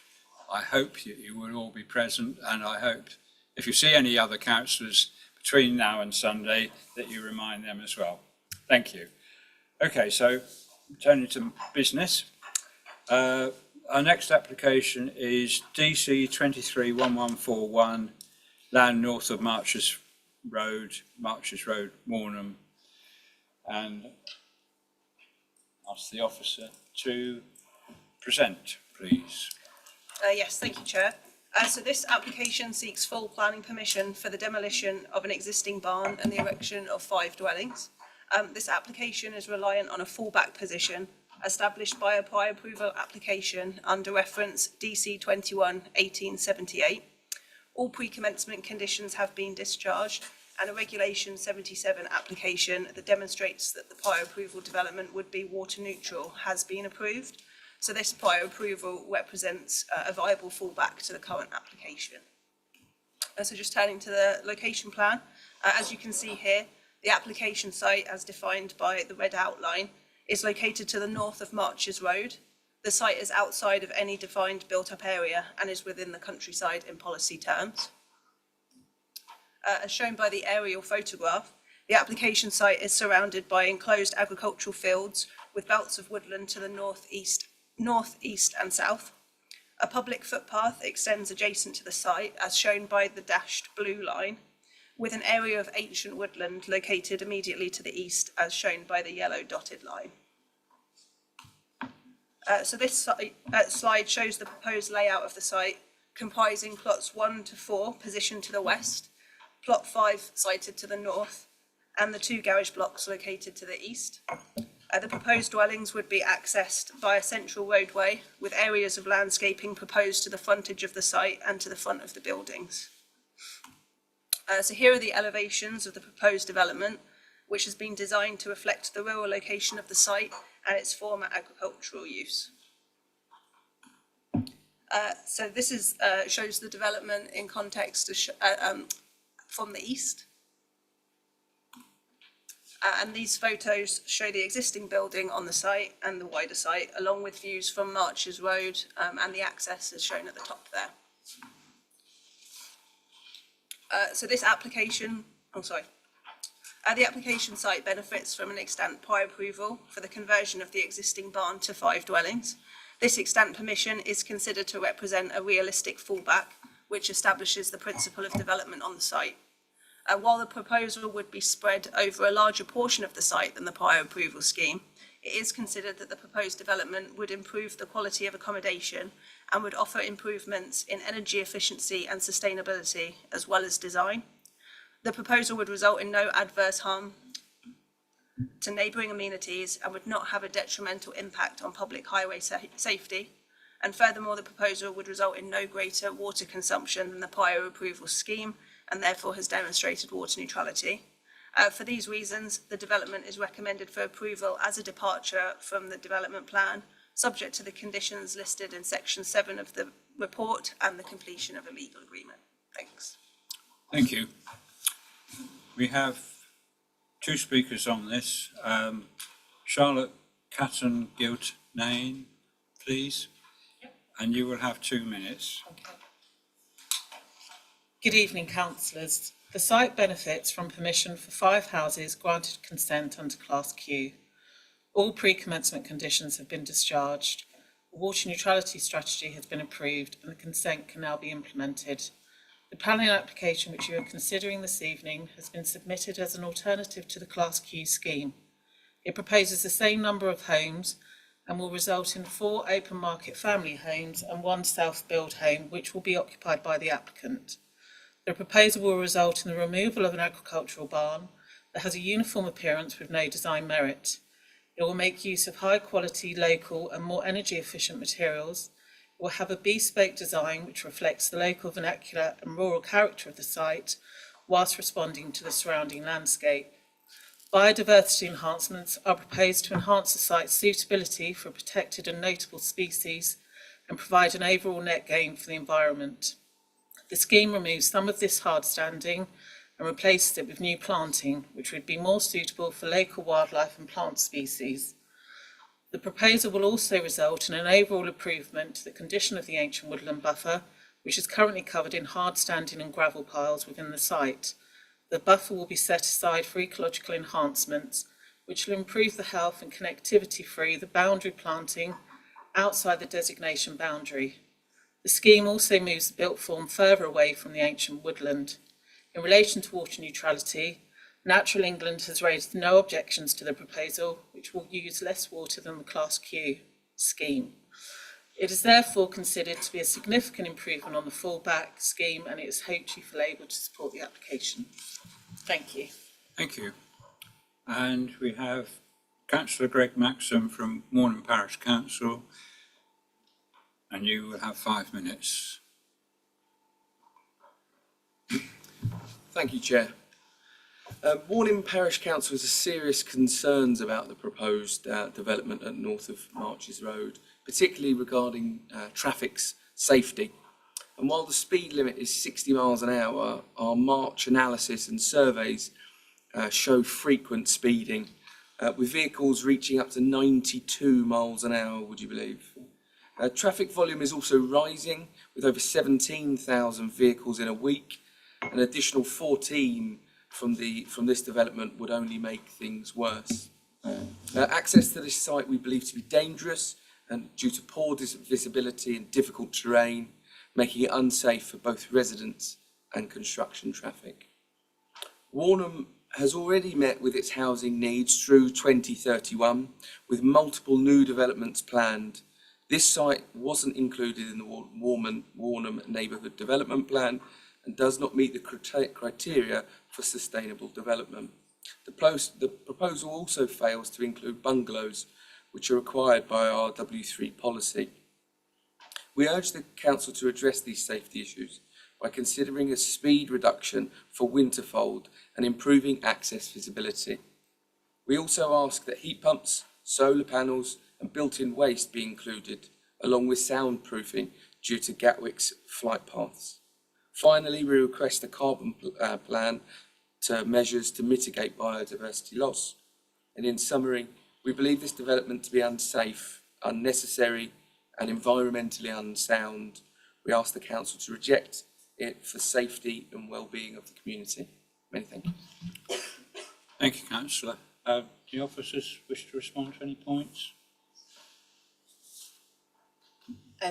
As my colleague said, the key issue here really is that a fallback is in place, and you may be aware that in terms of planning decisions, you have to make planning decisions in accordance with the development plan, unless there are any other material considerations to warrant a different decision.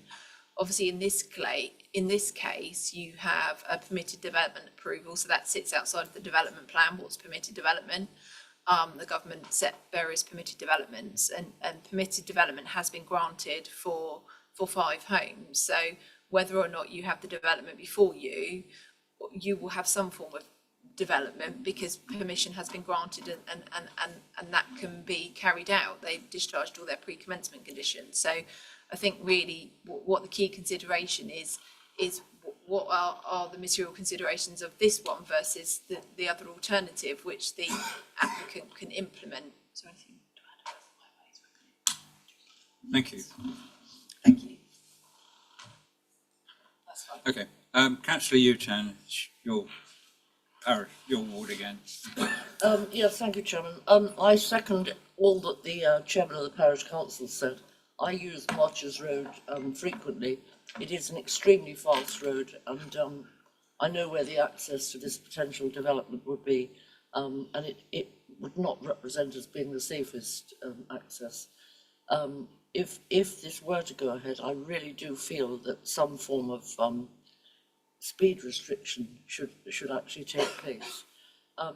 It's obviously going to be 5 quite special houses, but I just query whether actually it's so far outside the normal range of what officers allow. I don't quite see why we're sitting here with it marked for approval. So could you perhaps enlighten me why we think it's necessary.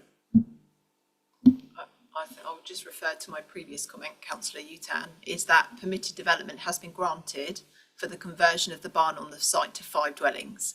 And obviously when you're considering permitted development, it's very limited around what you can consider. Nonetheless, that is a genuine permission that the applicant can implement. So if this scheme doesn't come forward, the barn can be converted to 5 dwellings.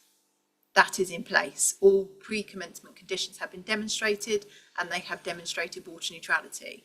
So what we are considering here is this scheme acceptable, or is the scheme, well, it's already been granted, or the alternative is the 5 dwellings. So the principle of 5 dwellings on this site has already been established because it sits outside of the development plan framework because it was approved by permitted development. So I completely understand what you're saying. If there wasn't a conversion of the barn in place, you would likely have an officer recommendation for refusal. But because there is permitted development and the principle of 5 dwellings on this site has already been established, what we are considering is this a betterment? Or, is this a better development than the barn being converted to 5 dwellings? Thank you. Thank you. Can I come back? Yeah, Councillor Utan, then Councillor Livingston. Yes, thank you for that, but five considerably large dwellings as opposed to one application which was granted for 5 on the barn. I don't quite see the advantage of carving up quite a large area of countryside as opposed to having 5 within a fairly contained area.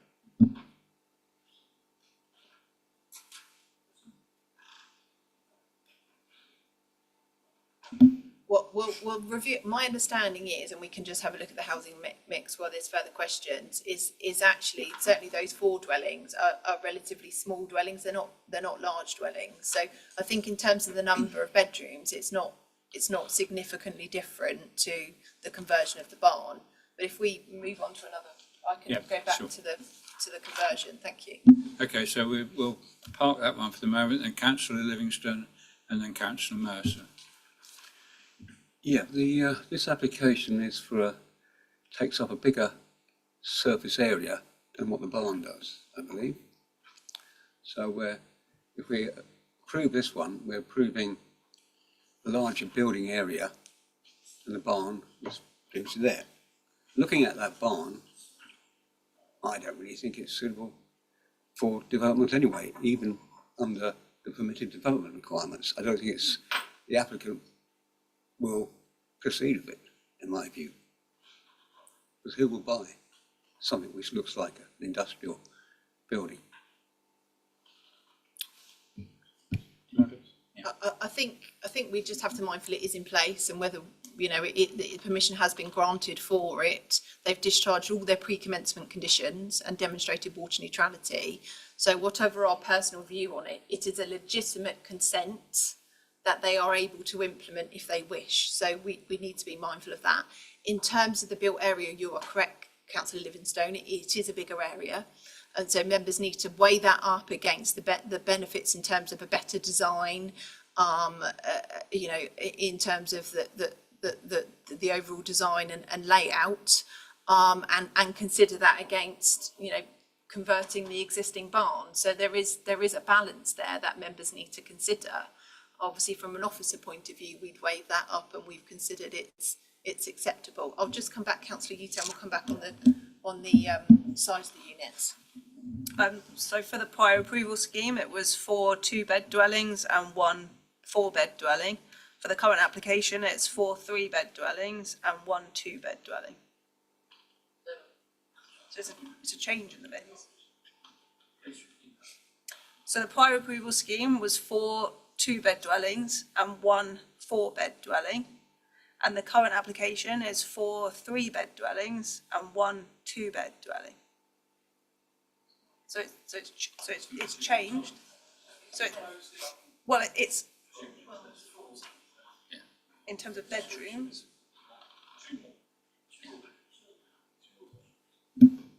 Okay. Councillor Mercer. Well, just 2 things. One is a comment and can't appreciate Elton's views on this. There's a principle state, isn't there, which is essentially development creep, which is where a permitted development is then brought back with a new application to enlarge. Is your mic on? Sorry. Oh, sorry. I thought I was speaking loudly enough anyway, actually, Chair. Well, it's for the broadcast, not for you.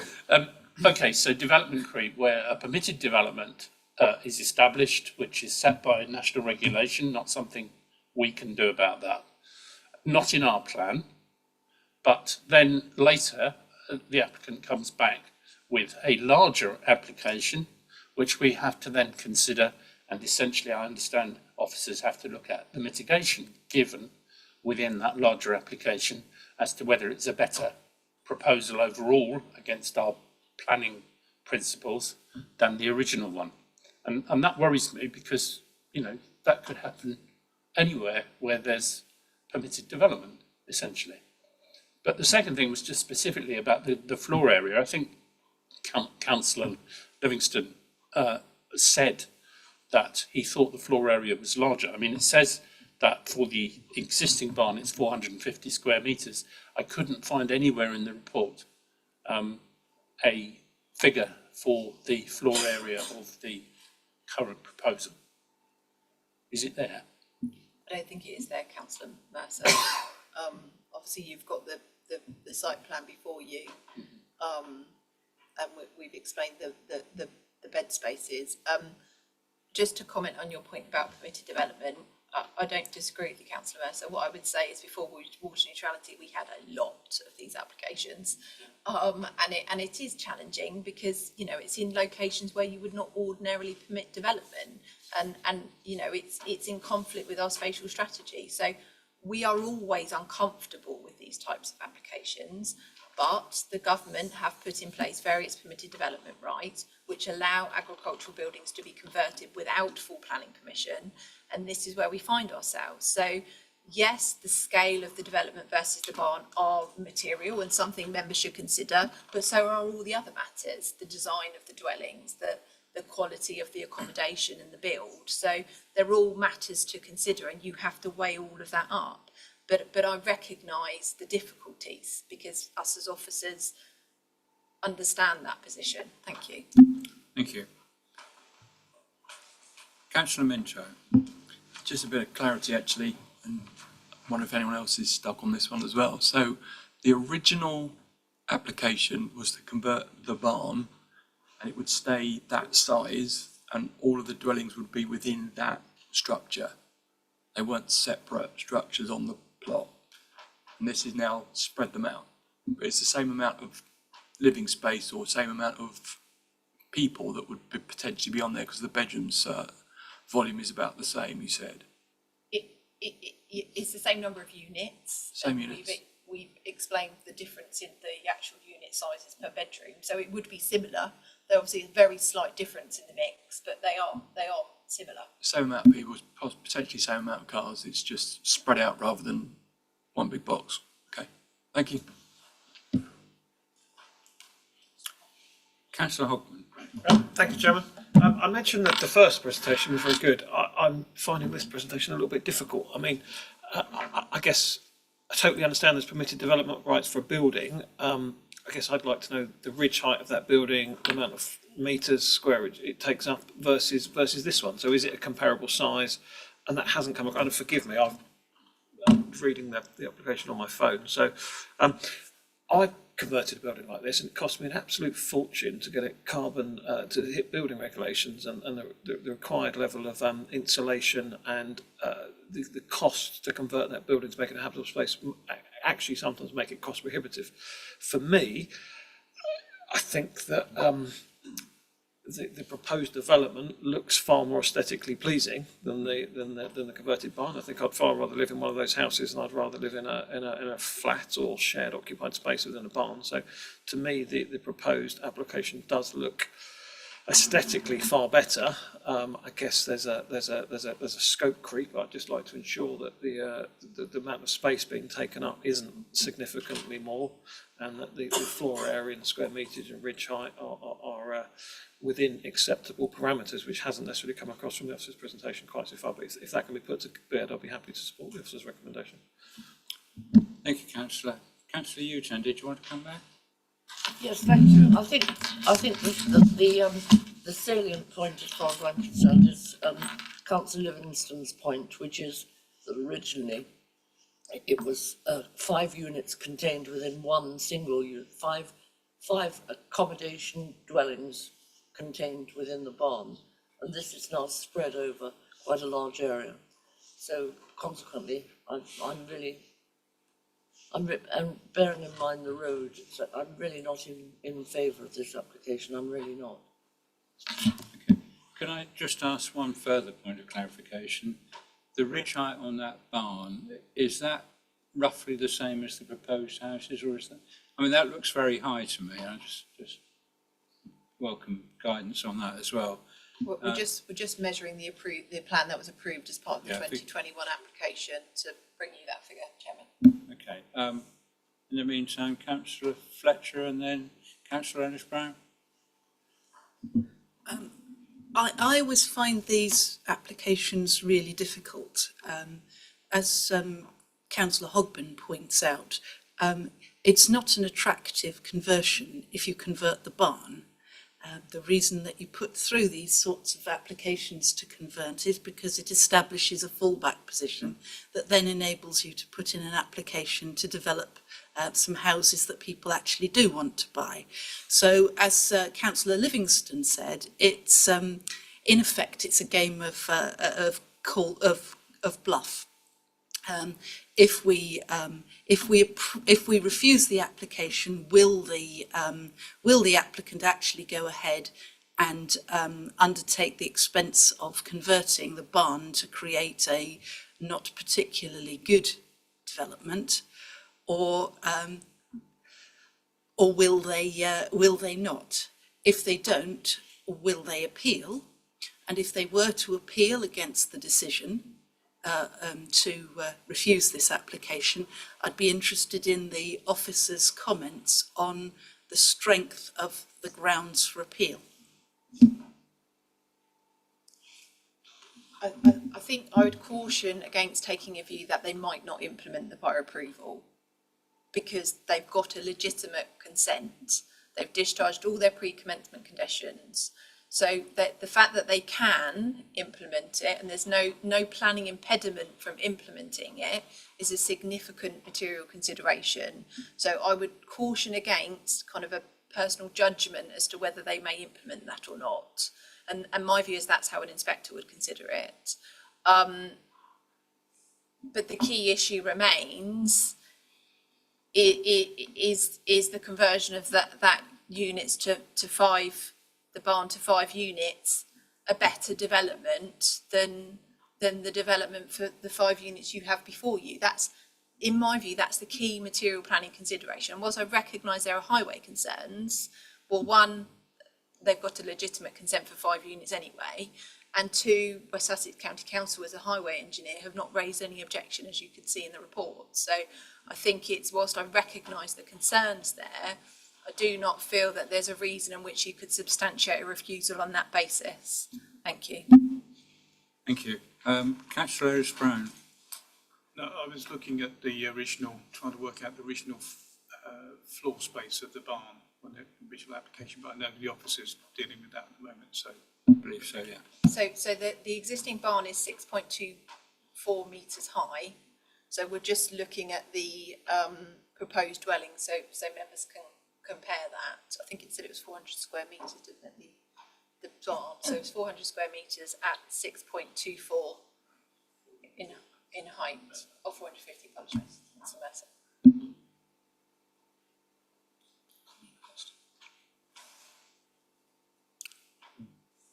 Sorry, Councillor Landau. I don't recall the previous application, so I probably wasn't in the meeting. But I'm assuming that the previous application was for the demolition of a barn and building and putting up a new building. No, councillor Yandu, and it wouldn't have come to committee because it's a permitted development application, it's a prior approval application. So we determine those on a delegated powers, and you can't consider all the matters you consider in a normal planning application. You have limited timescales to determine it, which is why they're under delegated powers. So permitted development was granted for the conversion of the existing barn to 5 units. It's just that looking at that barn, I mean, I always assume a barn conversion is an old building, timber building.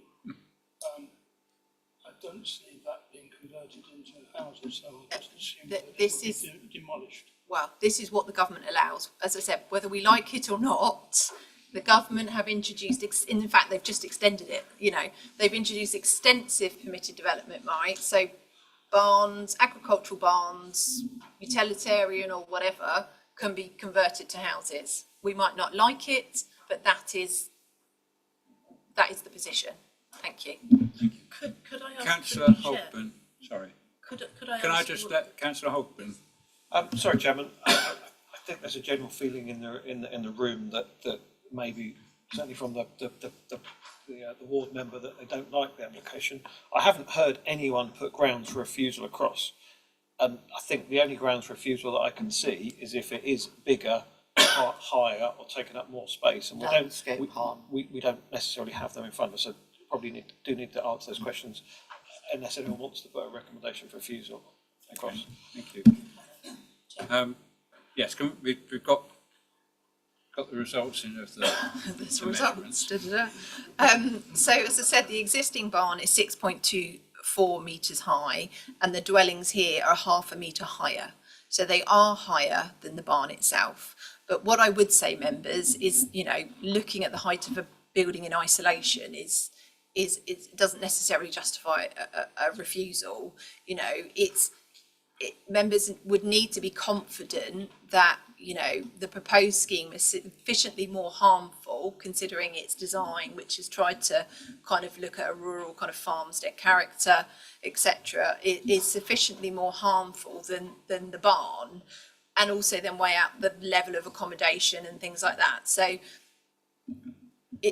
for you, I understand it's a difficult one, but I think you can't just look at one thing in isolation. You can't just look at the height and say, oh, it's high, therefore it's unacceptable. You know, you need to weigh everything up in terms of what the benefits and the harm are. I think we've gone round this a couple of times now. I haven't really heard from very early on anything different. And I'm minded to sort of end the debate and move to a vote. Councillor Minto, Quickly. This better be good. We need the footprint figure. There's a number of people whispering, what about the footprint? Do we know the footprint of it compared to the original plan? So here, councillors, and you might wish to stand up and have a look at the picture, because you have a dotted outline of the barn in the layout. So if you can't see, please do go up and have a look. So you can see the dotted outline of the size of the barn with the layout of the units as proposed now.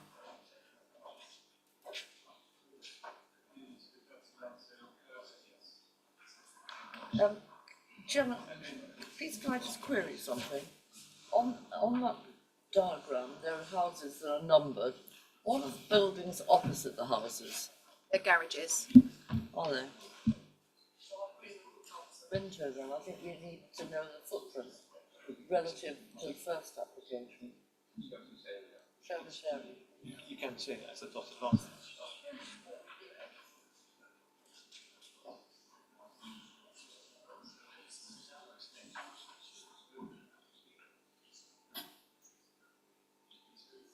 If members consider that to be fundamental, Yeah. then we can have a 5-minute break while we measure it all. Can I just have an indication of how fundamental this footprint issue is? I think, you know, that there's a broad problem that there is existing permission on this site for the barn conversion. And this is an alternative scheme which delivers roughly the same quantity of housing as that barn conversion in a more elegant form, I would have thought. I can't see that we will win on appeal by just saying, well, the overall footprint is marginally larger or within a certain percentage of the original plan. It seems to me that we're on a hook here, and I think we have to accept that under the regulations that we're operating on, we either refuse. We have to come up with a good reason for refusal. I haven't heard a good reason for refusal, so I would rather we just move to a vote. Okay. I formally propose we do that, Chair, please, on the recommendation as it stands. A proposal for? To move to a vote. Okay, right, yes. So we've got a proposal that we move to a vote. We've got several seconders for that.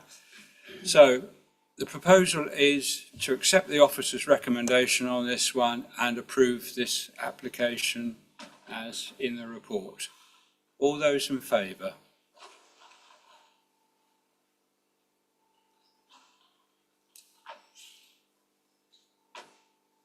Okay. All those against?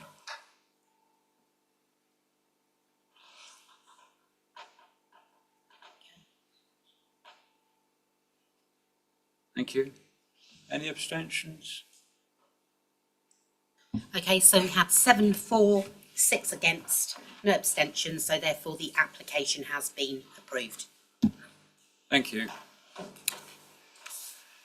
Right, we have one more application, which is DC 240967, which is 37 6 acres, Slimfold.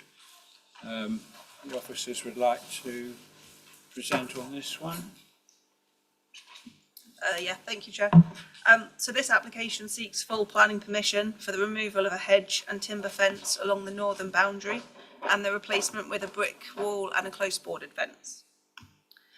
So the application site, as defined by the red outline and arrow here, is located within the built-up area of Slimfold and is within an established residential estate. As shown by the aerial photograph, the application site is surrounded by properties of varying size, design and appearance. And the block plan here highlights the location of the proposed wall and close bordered fence to the north of the subject dwelling, as shown by these arrows here. So these are the existing elevations showing the hedge and the wall behind it. And then here's the proposed elevations showing the new brick wall with close bordered fencing. And these are the site photos showing the existing hedge and close bordered fencing. While the loss of the hedgerow is regrettable, it is recognised that there are example boundary treatments within the estate, and the proposal is considered to be of an appropriate scale and design reflective of the area, which would not cause harm to the amenities of the neighbouring residential properties. And the proposal is therefore recommended for approval, subject to conditions listed in section 7 of the committee report. Thanks. Thank you. There are no public speakers on this, so Councillor Utan again. Yes, I recommend that we follow the officer's recommendation. Thank you. Thank you. Can't see any sea of hands. Okay, let's move to a vote then. All those in favour of this application?